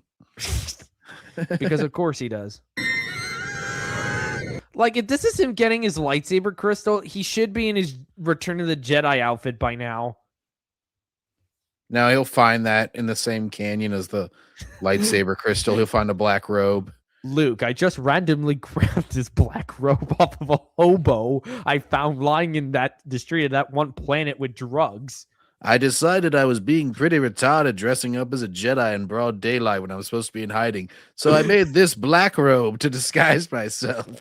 And now it's like I'm invisible. Ninja vanish.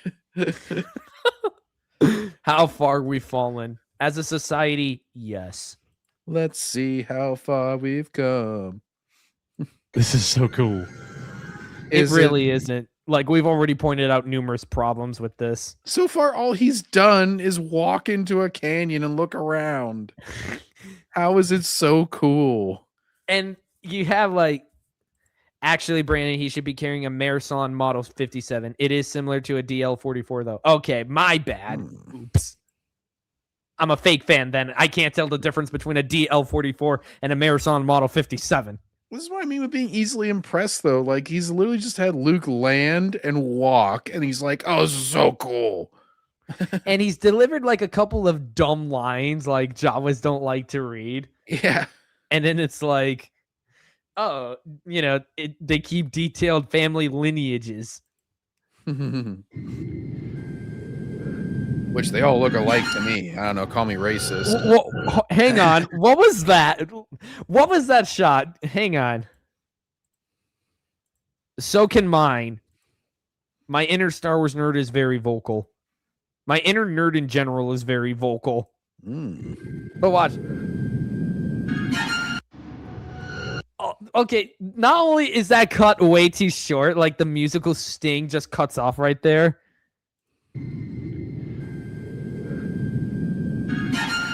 Like right there, it just kind of cuts. That's random. But it's like there's no real focus on anything there that would, sophisticate a musical sting like that. I'm gonna make an AI reactor to react to AI stuff now. Because it's probably going to be more entertaining than Chef here. It's just like it's just like a little avatar appears and it's just like, whoa, really cool. So edgy, bro. Okay. Hey, Forge. Yeah, hey, Forge. I gotta send somebody over to the Discord's Discord real quick involving Kennedy.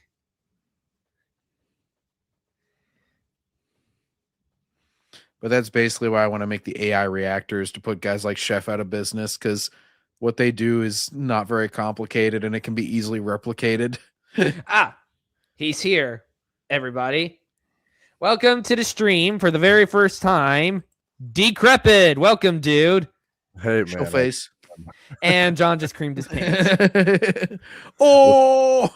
What's up, guys? I'm sorry I'm really late. In the Central Valley and the West Coast right now, we have really bad foggy weather, so it took me like an hour longer than it usually does to get home. So my bad. No need to apologize. Different parts of the world. We've all got lives to live. You know, no need to apologize. You can't make it. You can't make it. Yeah, I feel like I was putting it off so long, dude, and I was like, if I even if I make it in the last 30 minutes, I still have to make it at least once, man. I felt bad, dude. Hey, you're always welcome. You're always welcome, man. I always welcome the company.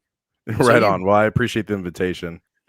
No problem, driven man. in fog, you never know like how bad it is. Like I got stuck in it one time, and luckily there was a tractor trailer in front of me, and I just followed their tail lights for about an hour because it was just a super foggy area. Yeah, I'm not gonna like dwell on it right now, but I literally was following like this. I want to assume what was a woman driver, and she was going about 25 miles an hour on this country road, and I was following her the ass end going like 15, 20 miles an hour, and I was honking at her like crazy, and she just wouldn't move out of my way. And you can't pass when you're in the fog. You know, you can never anticipate if someone on the other side is gonna be coming the other way. So you know, that was just really infuriating. Hey, Brandon, this guy's a sexist. I'm going to ask you to kick him off now. Yeah, but anyway, all that being said, I appreciate you inviting me, and I'm glad that I was able to make it a little bit. Hey, no problem, man. Glad that you were willing to come on. You almost missed this incredible AI film. So I think it was somebody in the Discord sent me the link, or I saw the link that you posted in the Discord. So I was watching the stream on the way home a little bit, and I was trying to catch when you were covering Diet in the Force, because those guys,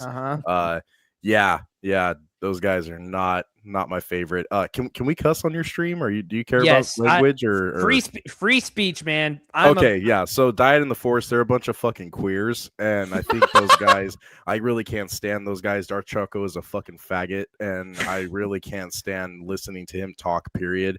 What's the other guy? Element. That guy is a straight up femboy motherfucker. So I really can't stand listening to either of those guys talk. So I was trying to make it to like just shit on those guys, but you guys did well enough job enough for it. So you missed Lucky Kennedy being here too as well. Oh no. Yeah, I didn't know it was free speech. So what I was gonna say about those guys is that they are poops. Anyways. Okay, let's not get my channel taken down, guys. What? Yeah, well, you know, you said free speech, so I'll let it fly. You know how I roll on my stream, dude. So I might end up just having you come on to my my Vader's Fist Discord, which is what I use for my co-hosts. So we can all kind of like, you know, organize and get together and figure out who's going to come on stream and all that. Right on. Yeah, like I said, I'll try to make it when I can, but real life has got me so busy. I can barely get my own show together, so half the time with my own co-hosts. So yeah, me too. So it's like, you know, it's all good. It's all good. We're all idiots on the internet, just doing what we do best. Exactly. A whole lot of tards and tisms. Exactly. And besides, with you and your expansive comic knowledge, that makes going after idiots like High CHD even more fun. Getting his floppy out. Always hanging out with it. But yeah, anyway, Coach here reacting to AI. Good news is he's not overreactive like Soups. I hate Soups. Well, so thus far he said that it's awesome because in this AI video, Luke read a book and then walked into a canyon, and that is awesome apparently. Yeah, Coach is a fucking boomer, and he has the mentality of like a grape. So every time I hear this guy talk and open his mouth, and he's anything regarding to Star Wars knowledge, I just don't take any kind of merit with it, dude. This guy has absolutely no idea what he's talking about, and he just says what he does because he's been on YouTube for quite a long time. I want to say he's been on YouTube for over 10 years now.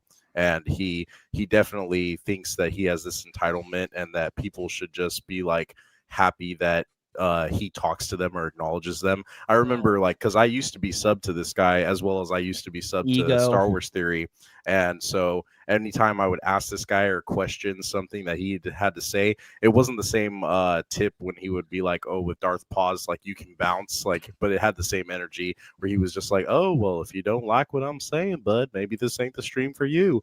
And I'm just like, oh, you fucking queer, dude. I can't stand it. Brandon doesn't say the F-bomb.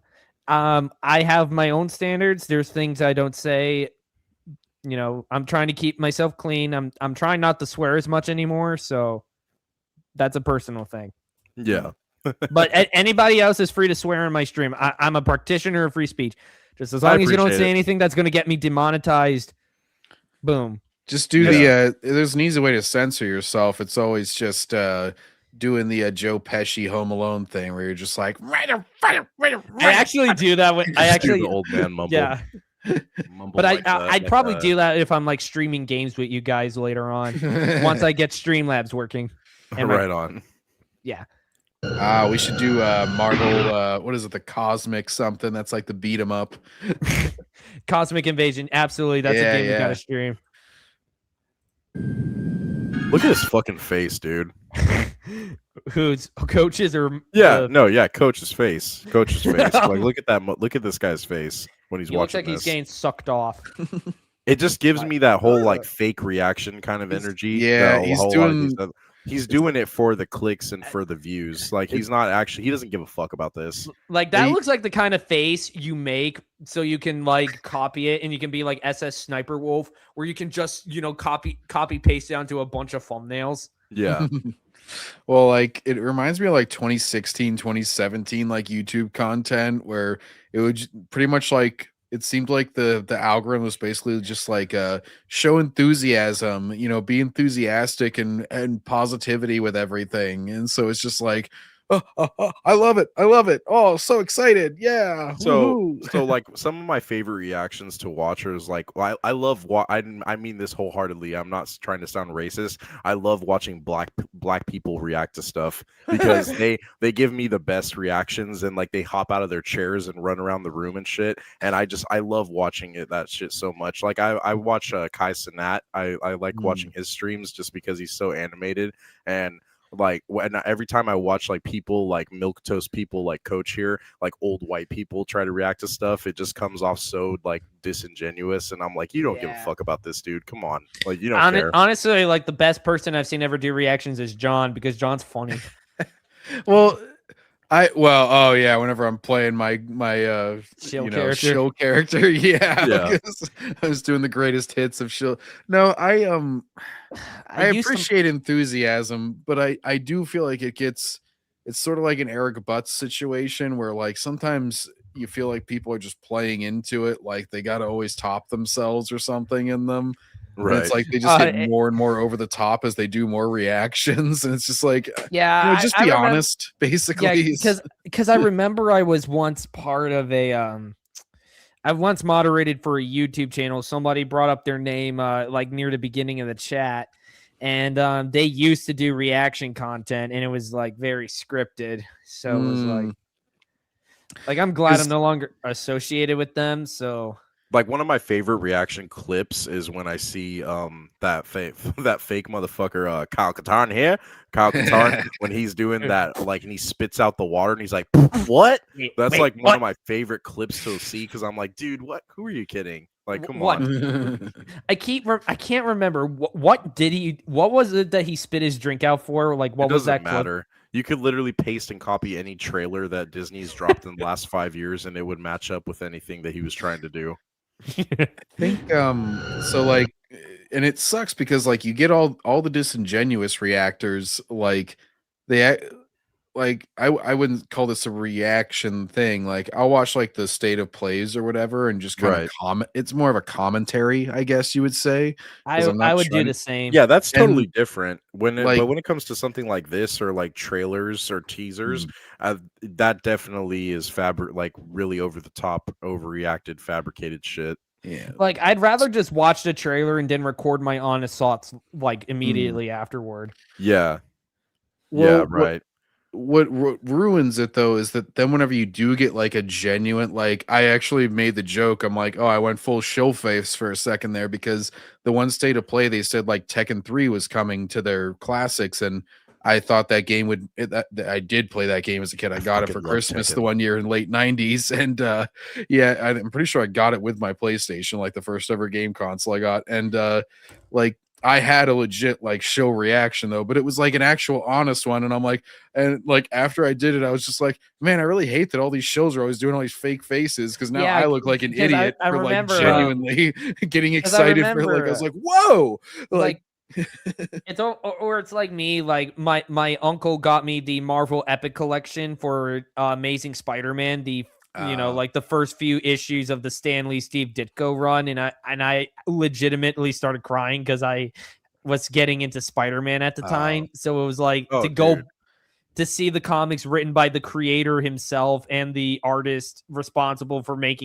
drawing Spider-Man. It was amazing. Like I actually own the entire run now thanks to both Epic collections, and it's still like one of my pride and joys.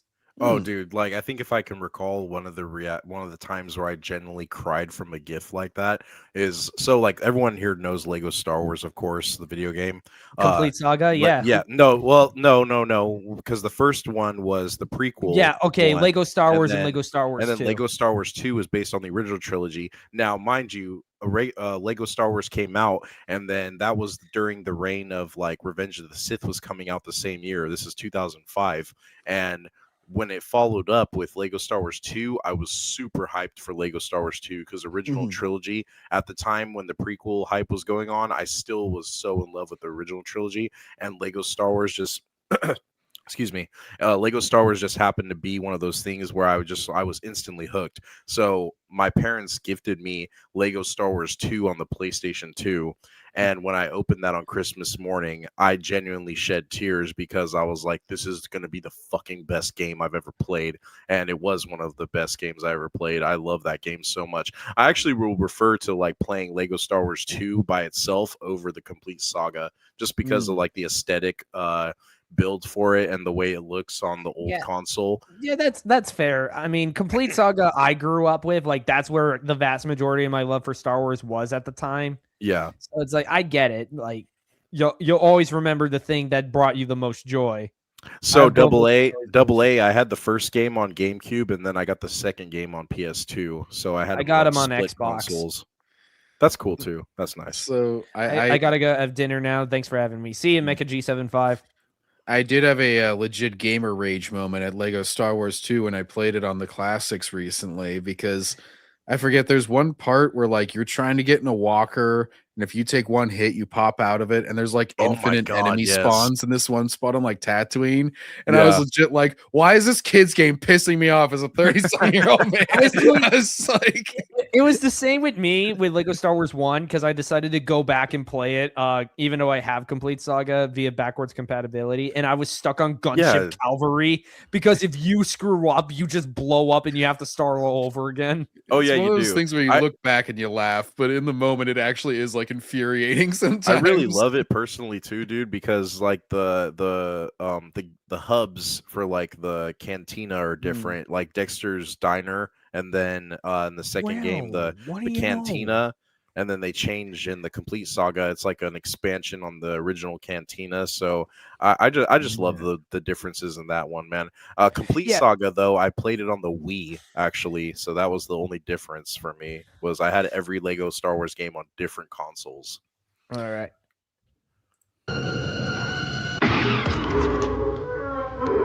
Heck, wait, what was that? Hang on, rewind a little bit. That was a weird cut. He shot like the side of the rock. Like we got to go like in slow motion here. Yeah, no, that's completely wrong. He shoots like the wall, and then but then when it cuts to this angle. That behind the headshot too looked like a he shoots the wall movie. There's like a rock moving that way, but then from the Tusken perspective, it's like an explosion right in front of them that hits them. So it's like a weird editing error. And then what there's like a bunch of them hiding behind an alcove here.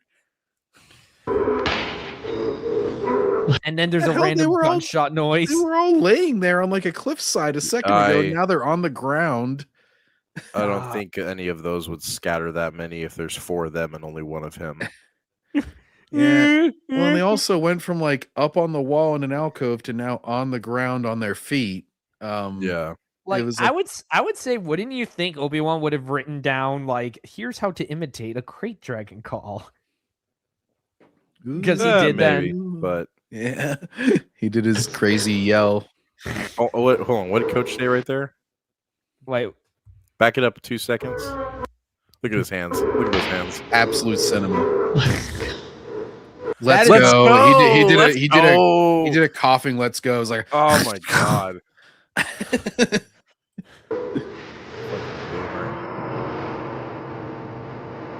Bro, this feels real.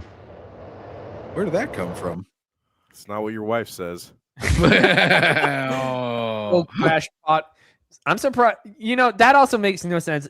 Jawas are freaking scavengers, and you just have pod racer parts lying around, even though pod racing is outlawed at this point, which is why the T-16s became so popular. They've been sitting there. That's from Anakin's pod race, if you didn't know, and it's been weathering away for 30 years. I know what that is. That's a reference.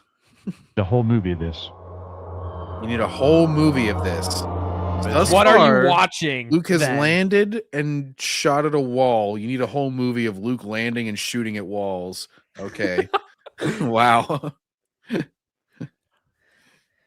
They would have had Luke surrounded at different angles. The Sand People are among the most resourceful beings and masters of their environment. Look, I'm sure they'll be back soon and in greater numbers. Okay, guys, you can't complain too much. Oh my gosh, that reminds me. Lego Star Wars made that same exact joke.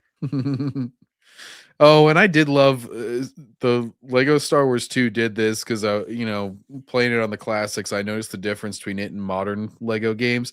Yeah. I loved them before they had the voice acting because they had to commit to all physical gags and like the little X eyes or just like using props and stuff and their little wavy arms. Yeah.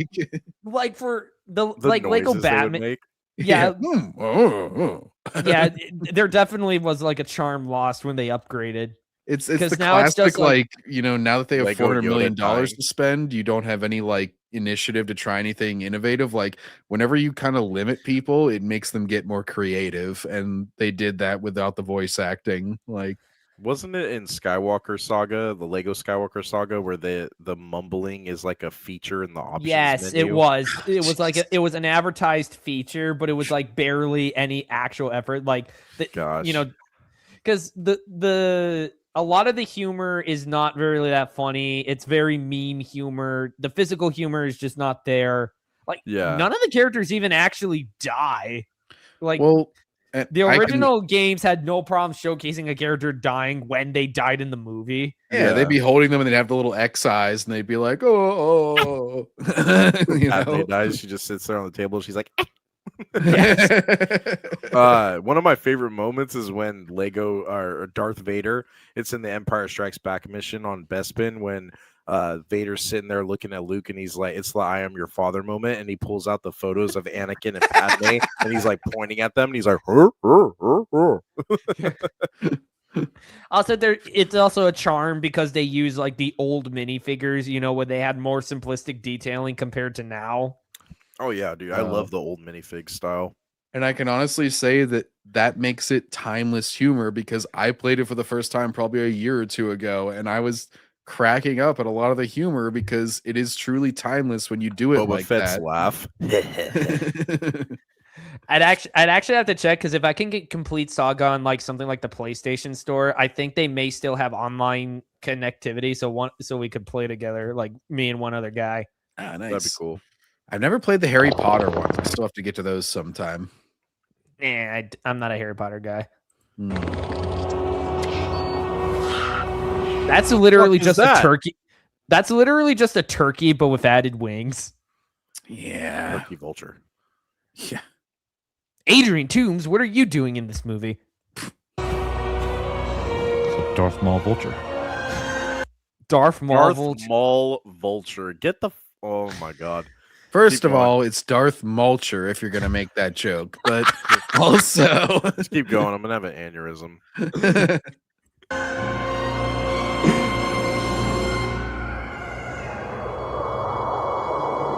You know, you're shooting this like this is supposed to be like an impressive building, but it's literally just a rock face. It's not just a boulder. It's a rock. It's a rock. A rock. Just from the Yu-Gi-Oh! Bridge clip. Kaiba just like, it's a giant rock. A big, giant, beautiful rock. It goes now. Oh, now his clothes are brighter white now. I swear. Oh yeah, his outfit and his face changes every other frame. You know, I have had experience with people who have used like AI to help them make art for games. And it's like they even go as far as to say, yeah, we used AI, but then we manually went back to fix the imperfections and all that. And it looks like these people just don't do it. Like I see more effort on a Gooner game made on itch.io than here. How do you know the website? You know, I travel to some unscrupulous areas of the internet every now and again. Caught in the act. Crime doesn't pay. And when you're in a business like mine, you're kind of here, you're kind of there. I mean, you're kind of like everywhere. I mean, shit, everyone was making fun of me because I found out that an Ahsoka cosplayer had an OnlyFans. Oh no, Jesus Christ! It's not like they advertise that everywhere or anything. Anytime that you run across any person, like on top of that, it's like even if I didn't somehow know the unscrupulous areas of the internet, I would have figured it out because they now actively advertise corn everywhere. Right.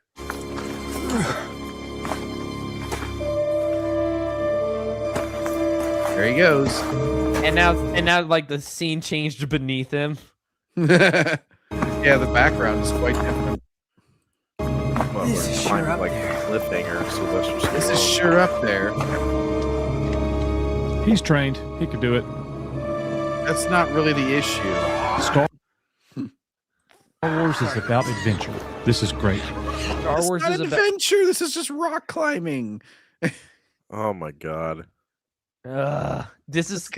It's like adventurous for us, but it's not adventurous in like a sci-fi show. It's just climbing the rock face, and it's not really anything interesting. Like, oh, he met a bunch of turkeys. Boom.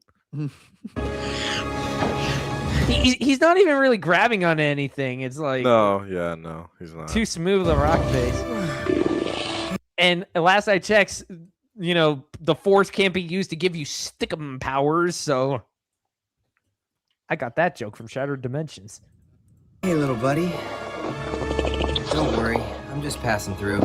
Hey, look, it's Mulcher. What? Dude, Did he why just are you shush a bird? Why are you telling him to shush? There's nobody here outside of Tusken Raiders, which, by the way, I'm pretty sure the Tusken Raiders would easily see you climbing that wall and just snipe you down. Luke, if you're using the Force, you don't shush the animal. You fucking use your Force powers on it To put it to sleep. Yes. Double A said Spider Luke, Spider Luke, Spider Luke does whatever a Spider Luke does. Doesn't drink milk from the titty of a giant moo. Relax, would ya? That thing is going off. Like I said, I'm just passing through. Oh, this is the trash. Oh my gosh. The rock and the face of that rock keeps changing every other frame. Yeah. There was like- no lip like that, and now he's grabbing onto a fat ass lip to hoist Every himself frame up. of rock. Wild. E-far. And I know that this is like AI, so I guess it would all be voice. It all sounds like ADR lines whenever he's talking. Like his Yeah, he's because not they like can't lip sync breathing. very well. Yeah, like he'll be Yeah. like falling and he's just speaking in this flat monotone voice. And it's just like, why? Like the Spider-Man PS4 game even got this right where he's swinging and he's kind of sounding out of breath. It's Luke's like climbing a cliff and he's just like, oh, this is pretty far up. Oh, be quiet, please. It's like all the same tone no matter what he's doing. Skywalker cliffhanger action. Also, the audio is kind of starting to sound a little muffled on my end. Yeah. For that bird flapping, it definitely was. But even like the wind sounds like it too. Yeah, it's more like weirdly detached. I guess that's what I'm noticing with the audio. Where All right, I'm guessing it's going to be in there. Got to be. You know, The Luke art could of have just deduction. solved. Luke could have just solved this by flying his X-wing / Z95 Hunter and landing it on top of this stupid rock face. AI slop is what passes for good Star Wars now. So many people's standards have fallen. Apparently.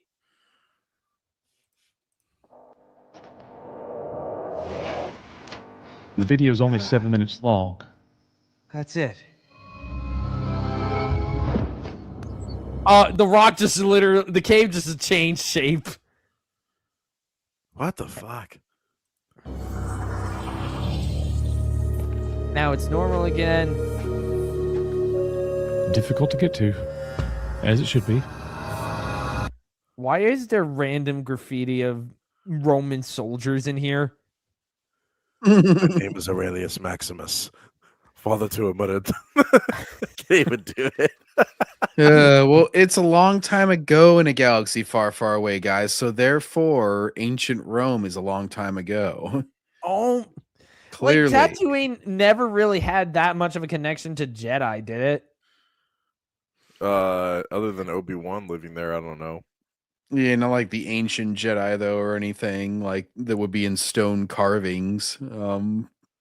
Yeah. Yeah. There would be no like previous like evidence of Jedi being on this planet unless. Oh wait, I take it back. KOTOR, there was a star map. The star map. I was about to say, Dragon like Cave. outside of the star map, you never really got to see Tatooine be that was it. the necessary importance of anything. But then again, until the star map is not Jedi related. culture. It's Rakatan culture. It's a ricotta cheese. spice. That stuff's good. Or No, however you like- say that fucking alien race's name, Right, dude. you know, with the eyes Asajj on the side of Ventress's their head. species. No. Oh wait, did I get that wrong? Have you played KOTOR or not? Yes, I have. Okay, it's the aliens that Revan goes to Sorry, I gotta mix it up with Asajj Ventress's species. My bad. It's okay. It's the alien race with like the eyes on the side of their head with the big heads, and they're the ones that Manan? no, that's the Selkath. My bad. Okay, yeah. Yeah, I'm starting to visualize it now. My bad. Sorry, my brain's kind of going. They're called the Rakatan, I think. Rakata. Oh yeah, now I know who you're talking about. Oh, that wasn't Rakata even. or I'm whatever, sure that but- you're right with that species. I was just making a stupid joke about how it sounds sort of like a cheese. It's fine, John. I know My bad. My bad. Sorry. You're doing your Just- job, but I'm just saying, like, yeah, that's the only like remnants of like any kind of like pre-war culture that I know about on Tatooine. So, but it's not think- Jedi or Sith. You think this is bad? Just wait till you see the AI slop version of Jedi Knight 2, Jedi Outcast. Oh, I don't want to. I'm good. Let's just Egyptian AI soldiers? slop a New Hope at this point. You know what? Just get it all out of the way. You know. Greek soldiers? Maybe. You guys remember? There was an edit of the prequels that like deepened Jar Jar's voice and like cut down on his scenes and stuff. I forget, they released it on YouTube. I don't remember hearing about that. I think maybe. Like a full edit of Phantom Menace. Yeah, I'm trying to remember. It was like 2012ish. It was like right before Disney bought it, where they were releasing like these real big edits of the prequels to like Right. basically take out the elements that people disliked the most. Oh, okay. And it was, yeah, one of them I remember was like they like would go back and sound edit. They would deepen Jar Jar's voice, sounds and they'd cool. like change some of his dialogue and stuff to like be like less jokey and basically like make him essentially more. And that's just the edit that I remember, but I'm sure they changed other stuff too. But like and they would like cut out certain scenes or like extend certain scenes and stuff. It was all stuff done like with the scenes from the movies, but yeah, that's like a better version now. Whereas now people would just be like, "Oh, AI, do this thing for me," you know? Yeah, And I like to work on. I stuff wouldn't like bother. pre-AI fan edits are the best. What? Yeah, I've actually been watching like Hobbit, these. too. Yeah, my sister discovered these super hilarious videos where somebody takes the cheesy animated Barbie movies and he edits them so they're like freaking hilarious. Oh, like a YouTube poop kind of thing where Yeah, I enjoy a good YouTube poop. It's actually how I've been getting my modern Disney entertainment, because it's like I know a guy who's been doing like Pixar Disney stuff, traditional, but he's doing YouTube poops. They're really entertaining.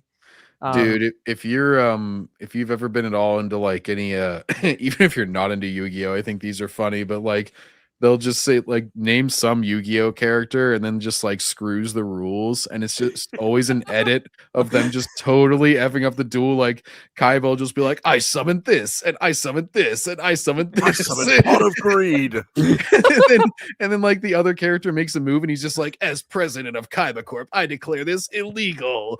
And he's just like, and then it just like shows the reaction of the other character. They'll be like, "Arr!" So I don't know if anyone here has heard of it, but one of my favorite fan edits of all time from like movie stuff is where they take Ninja Turtles and they make them all sound like hood black dudes. And it's called N-word Turtles. The original '90s movie, or yes, the Michael and Bay? it's one of the best things you'll ever watch. You won't stop laughing. It's that funny. But Okay. anyway, yeah, yeah. Watch Shoot it to me. Watch it in your free time. Yeah, shoot it to me on Discord, dude.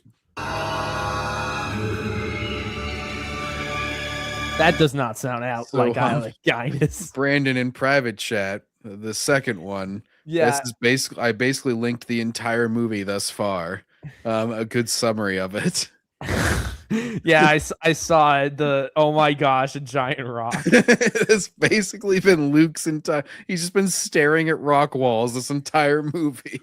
And Coach loves it. He's enamored by it. Look at that Oh fucking my face. He's like gosh. so curious. He's like, where is he going? What's he gonna do? I don't know. And they say this. He says this is great. Uh-oh. 3 snakes. 3-headed snake. Wow, Good what thing an Indiana Jones isn't here. I wonder if Ray will heal it.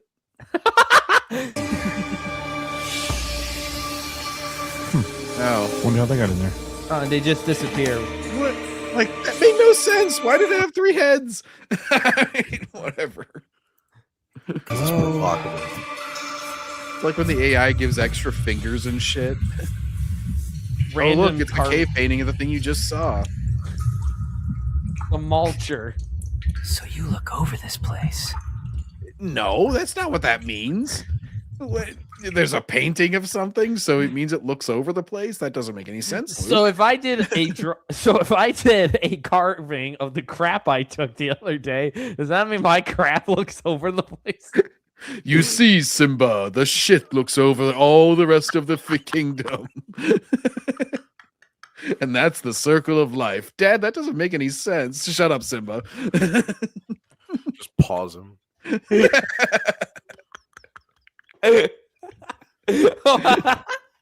Oh, why are you talking about piles of shit, Dad? Silence. Silence, Simba. I'm committing to the circle of life right now. Shut up, son. You're ruining my bit. But Dad, why were you shitting on Mom's chest? Shush. I'm trying to explain that. Oh, that hurts. Ow. Oh, my stomach. Ow. Oh, that Vince hurts. McMahon trying to explain it after he got caught. He's like, it's all the circle of life or something. I don't know. Oh, that was great. The look is incredible. Shut the fuck up. What? Now it's cracky. Wait. The look is incredible. Oh. This It's green. He's got the touch. He's got the power. It's green. Whoa, he's tripping balls. Oh my gosh. Oh! World between worlds. Here we Bloody go. hell! World between worlds, guys. Like, I was already pissed that this technically overrides Shadows of the Empire because This you know, doesn't override nothing. This is bullshit. yeah. But yeah, people are saying this is great when it's like you literally have Luke's better origin for the lightsaber crystal in Shadows of the Empire, which is a damn awesome novel. Think about what the plot of this is right now. It's like, okay, so I read this book. It said there were lightsaber crystals in this canyon. So I went there. I shot at some sand people. Then there was a vulture, and then there was a painting of the vulture. So I touched it, and now it's the world between worlds. What the Double fuck A in is chat. going Double on? A. Yes, it is called that. Oh.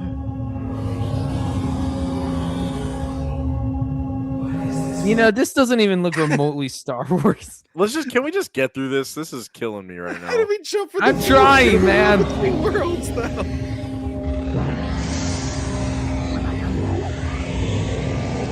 What does this have to do with lightsaber crystals? Oh, And my now fucking freaking- God. What? Is that Qui-Gon? Qui-Gon. Why is it not Ben? He's like, you have no idea who I am. I got two. This What the- motherfucker just say like he got goosebumps. You're listening now. Who are you? Exactly. Let it choose if it chooses. Oh, it's green because of the green lightsaber crystal. Because you know- Qui-Gon had a green saber. It's movies. This is further reason why I hate Dave Filoni, because he ruined how people look at lightsaber crystals. Mhm. Just don't get angry or it'll turn red right away. The Hulk just burst through the wall. Luke's like, sun's getting real low, buddy. Ah! Why'd you have to refer to Age of Ultron, the worst one? Why'd you say that name? He's like, Martha, sun's getting real low. Damn, Luke's hair looks as bad as mine now. Oh, wait, it fixed it. Wait. Just rewind 5 seconds. His hair completely changed in between shots. It goes Yeah, from that, where it's like copy pasted left to right, so that's weird. And then, whoop, back. Never mind, the sweat's gone. So between shots. This is like Jaws 4, Michael Caine's shirt getting Locked wet in, and then bro. not. Oh, and of course the breathing was out of sync. Now they're stepping footsteps, but they don't match how he's walking. Oh my god. How can seriously anyone say this is good? This isn't even remotely passable. It Now had this looks like the cave references. scene from Empire. Oh yeah. Oh wait. Now it's Rey Skywalker's cave. He's gonna drop into the hole and see himself. Ray, who, motherfucker? Palpatine, whatever we're supposed to call her. Oh! Your tears have fed the blue flame. Of course, makes total sense. Oh wait, now we're in. Oh no! The crystal just beams up and is like, "What is your favorite color?"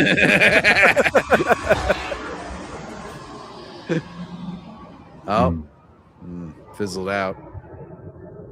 Performance issues. It needs Luke to take a swig of the magic and juice. I like how it was red for a brief second. I love how it was red for a brief second. He's literally cheering the red.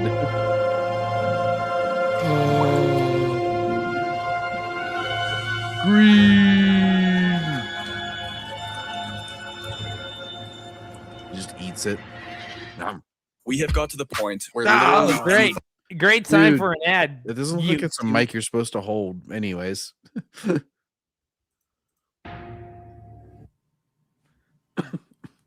Is that it? Oh my goodness. Oh, Well, thank right now for God. me, there's only Hold on, no, I want to hear what this motherfucker has to say. Play it. Yep. one thing to do. Star Wars Lost Legends, you just earned yourself a subscription, sir. Oh, Yes, indeed. Bravo. That was fantastic. He didn't do anything. The AI did it. Why? Don't applaud him. Like, he just tapped a bunch of stupid prompts into a computer. Even if you liked it, like, you don't go, oh, good job. Give me Luke Skywalker World Between Worlds, how he got his green lightsaber crystal. That's probably all the guy did. Oh my god. Brand new channel made this video 11 days ago, and it's just now starting to pick up traction. They got it right. Only picking up traction because idiots like you in theory have been exposed so much that you gotta drag your fan base back What in. is it they got right, you dunce? Let's see. They completely got lightsaber crystals wrong. They don't understand how the hell Luke got his lightsaber crystal. The World Between Worlds shows up, so that's a negative 1,000,000 points right there. For introducing like literally one of the worst aspects Dave Filoni ever pulled out of his ass. So hey, Coach, how did Luke get his green lightsaber according to this AI film? Well, it was really cool. Like, he was reading this book in Ben's hut, and it said Jawas didn't know how to read.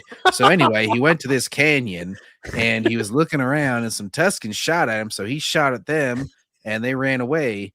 And then he randomly started crawling a wall, and then there was a red bird there, and he crawled up into its cave, and there was a painting of the same red bird. So he touched it, and a green light appeared, and he went to the World Between Worlds, and then he reached into appeared. yeah, oh yeah, Qui-Gon Jinn. He came in and said, "Now you see."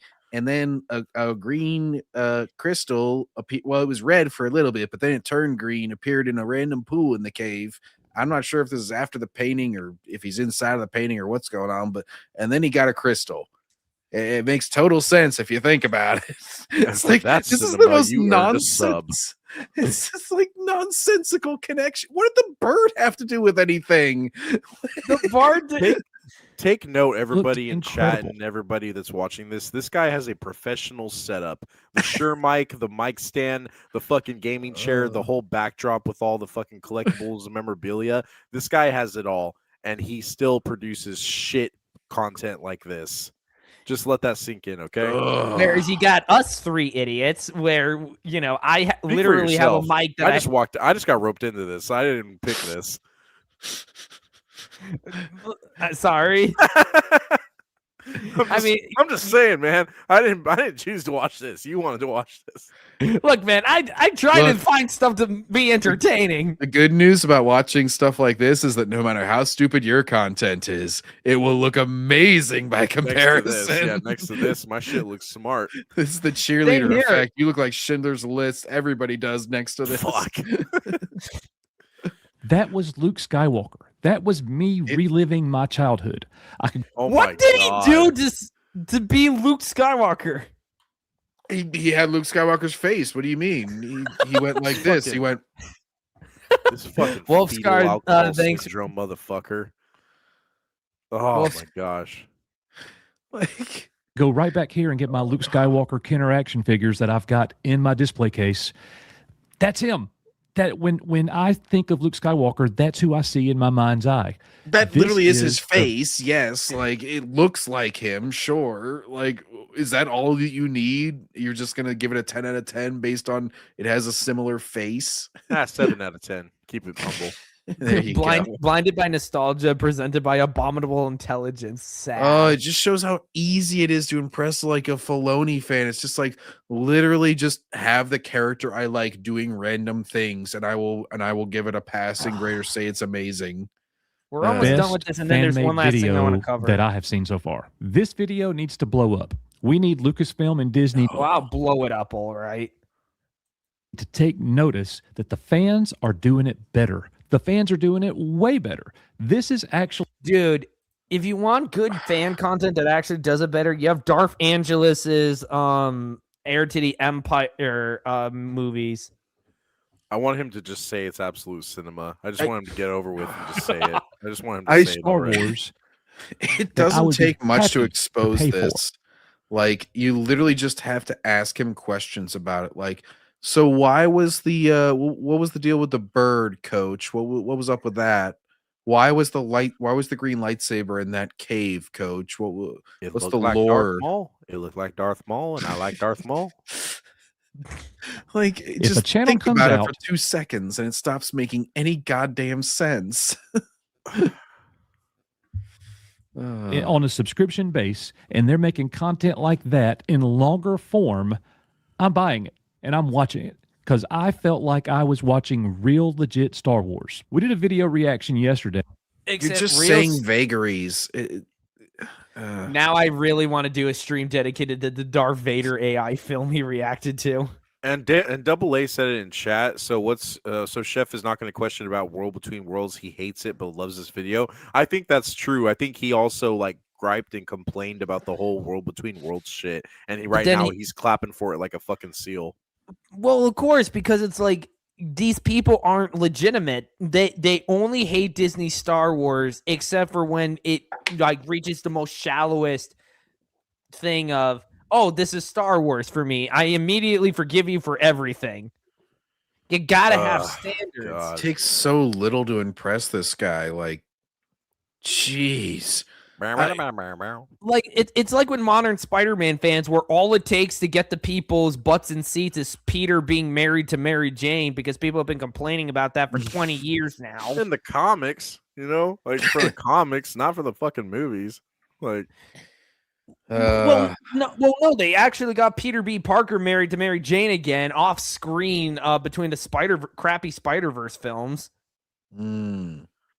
I'm just imagining like, hey, coach, I'm gonna write a full-length script. It's gonna be Luke goes to the desert, he messes around, he's like fighting some Tuskens, and then like a sand dune blows, and it's got this this stone that's an arrow, and it points in this direction, and he follows like a force vision, and he sees Yoda in the force vision, and Yoda's like, search under here you must, listening you are now.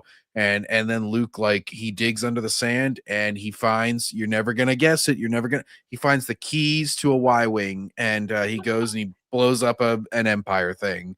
And he'll be like, wow, that feels like real Star Wars, man. That's crazy. That's 10 out of 10, man. Come on. Where we were reacting to a different fan-made AI video that a lot of people had sent me, and it was really, really good. I can't wait to see how they screw up. I bet it references the garbage Vader comics. Here's how you impress Coach. You take a dartboard, you fill it with Star Wars shit, just random ships and colors and characters. You throw a bunch of darts at it. Once you have 10 concepts, you just throw them in a blender and you throw them on a script, and he'll love it because it's just random ass references and things that connect to each other, apparently. because Disney does the same thing, and yet you'll complain about that because Disney bad, and that gets people to agree with you, sub to you, watch your crap. But then the second somebody else does it, you immediately seal clap because it's not Disney. Because I'm not licking that corpo boot, man. I just love everything. I'm gonna tell Disney to be more like this, It was Darth Vader and Boba Fett going to Cloud City, and it was the inner workings. It was the things happening behind the scenes that you didn't get to see in the movie. I thought it was really well written, and it was spectacular. Yeah. This to me was even better. And what separates this was more well written. I love them both. The 6 words that were said in the whole damn thing, that was well written. Okay. 6 things, and they were all like the most basic generic crap that didn't even make any damn sense. What are you doing here? Oh, this sure is steep. Like, how do we excellent writing, Peabody Award. There you go. No, okay, double A. How do we, us real GL fans, have to share in the same fandom with these? Well, we don't. We gatekeep the living crap out of these idiots. We don't. It's not even the same. We don't share exactly, John. We don't share the same fandom of these guys. These guys are tourists. These guys are not any. They're just surface level people. They just love Star Wars, and they love Star Wars from when they were kids watching the original trilogy. That's the one thing. Well, that really is my main gripe with the fucking coach here, is that he's an original trilogy fucking boomer, and he hates the prequel trilogy, and he also hates the expanded universe. He had a video where he was like, "We fixed the prequel trilogy." I watched that shit and I wanted to fucking puke. Like, this guy is just utter gutter trash. Delete your channel. Delete your channel straight up. Well, yeah, I'm not the type to say delete your channel. Like, I will. I want to be. Guy. Fuck him. Yeah. I mean, yes. Quote it, clip it. But this one has the look. I mean, Luke looked just like Luke. It was Luke and rocks, you idiot. Like, that's literally all that was. Well, I'm sorry. The And bird even if and it the looks Tusken. like Luke, that doesn't say anything to the writing quality. Yeah. It's AI. It's taking Luke's image. Of course, it's going to look like Luke. Like, is that literally just your standard? It looks like the character that I prompted it about. Like, of course, everything's going to be a passing grade if you do that. Oh my gosh. I mean, guys, do you realize what could be done here? We really could get the original trilogy cast back together for the first time since Return of the Jedi. You know, you're basically just asking them to do the Fucking exact idiot. same damn thing that both Rogue One and Rise of Palpatine did, where they basically resurrected corpses. And they This don't even do it fucking retard, tastefully. Like, do it tastefully where, like, I was fine with Rogue One whenever they did it like in the reflection and it was sort of like in darkness and they just had somebody imitate the voice. It was like, that's like, at least you can pass it off. Like, but then they made him turn around in the same movie and they had him doing like full scenes in full light and everything. It was like, oh, you guys are stupid. It looked okay whenever you used some And then there was tricks like and everything. Leia wasn't like full yeah. light. And that was a totally unnecessary scene too, where it had her staring straight into the camera and she's like, hope.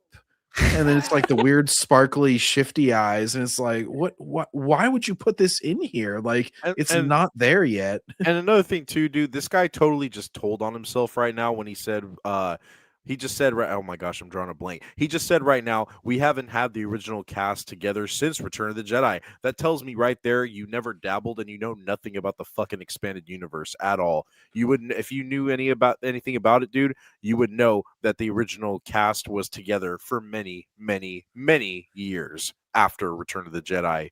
So you are a fake fan. You are a tourist. Get the fuck out of here with that shit. Decrepit, you can write about it all you like, but I want the visual of the dead woman with the two old guys, but I want them to all be young and alive. And if the computer can make it, then I'm going to clap for it if they're all standing next to each other. Make it a CGI movie then. He doesn't know what he's talking about, dude. And this is the kind of, sorry to interrupt you again, Brandon, but this is the kind of content that these guys have to lean on now. And this is what the third or fourth rebranding this guy has done for his channel because he can't maintain any kind of consistency exactly. in anything that draws people towards his content. He has to resort to fucking reacting to AI slop and pretending that it's something that he likes and pretending it's good. It's happening. He's a fucking 55-year-old motherfucker, and he's acting like a 20-year-old that's seeing something for the very first time and acting enamored and clamming for it. Get the fuck out of here. I don't want to hear this shit. This boomer needs to fucking stop. Quit while you're not ahead.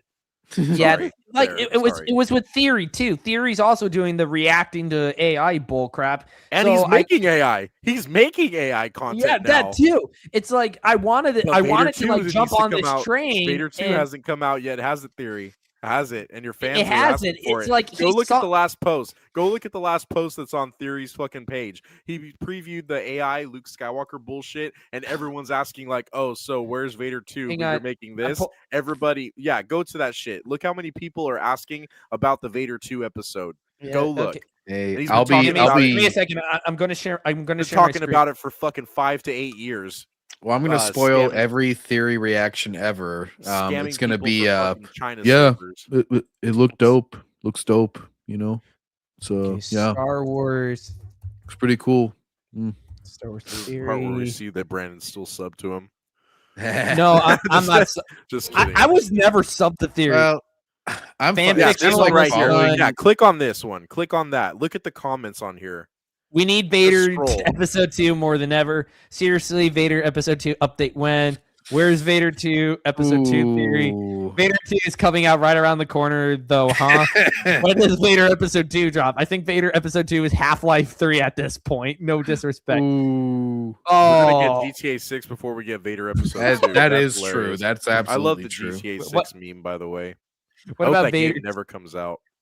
What about Vader 2? What about Vader 2? I swear that thing has been coming out for like 8 years. Can you at least give us a Vader 2 update instead of acting like it doesn't exist? Oh my god. Told you. It's like at this point, why still stay sub to Theory if he can't deliver on those promises? Yeah. And a lot of those sabers Well. have flown off the shelves, haven't they, boys? Hey guys, before Half-Life 3, before any of these modern games that people use as memes, it was Duke Nukem Forever. And it And then finally that did came come out. out. And It it was sort of sucked. shit, but also it's sort of like fun as a time capsule because it does have a lot of titty jokes and shit.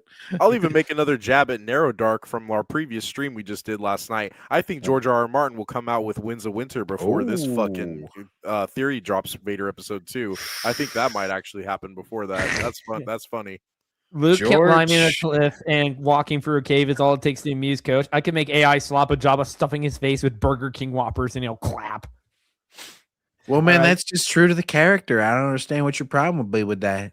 Brandon, your dad is a Star Wars fan. No, does he see Disney Star Wars as canon or as fake Star Wars? I'm asking because these older OT fans have seriously divided on the franchise on this crap. No, my dad's a true blue Star Wars fan. Like, he walked out of TLJ and he was completely destroyed at seeing Luke die. And it was like he kind of fell for the Mandalorian for a bit, but then he snapped out of it. Like, at this point, like, he greatly prefers the expanded universe. Look, you can fool people in the moment with a lot of things, and I think that's what happened with Mandalorian, where it was like right around the time of Rise of Skywalker. So everybody was like, well, it's better in comparison. And so it kind of like preempted people to be more positive about it. And then kind of like The Force Awakens, where it's like the more time you get away from it, it's like, oh wait, it was sort of shit, wasn't it? Yeah. Real quick, one last thing. This is from Major Grin, which shout out to Captain TVS for showing me this channel. It's awesome because it just makes me want to never watch New Trek again.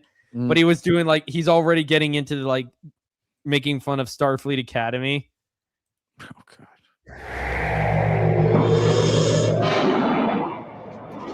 Welcome to Admiral's magnificent achievement in the conquest of space. The man-made planetoid, Space Academy. Wait, I think this is just a joke video, but it's like I remember like he was making fun of like he pointed out how they were having like there's no supposed to be any flames coming from the engines, and then Picard had flames coming from the engines. Everybody just left on me, didn't they? I have nothing to say because I'm not a Trekkie and I know nothing about Trek lore, so I'm gonna be quiet.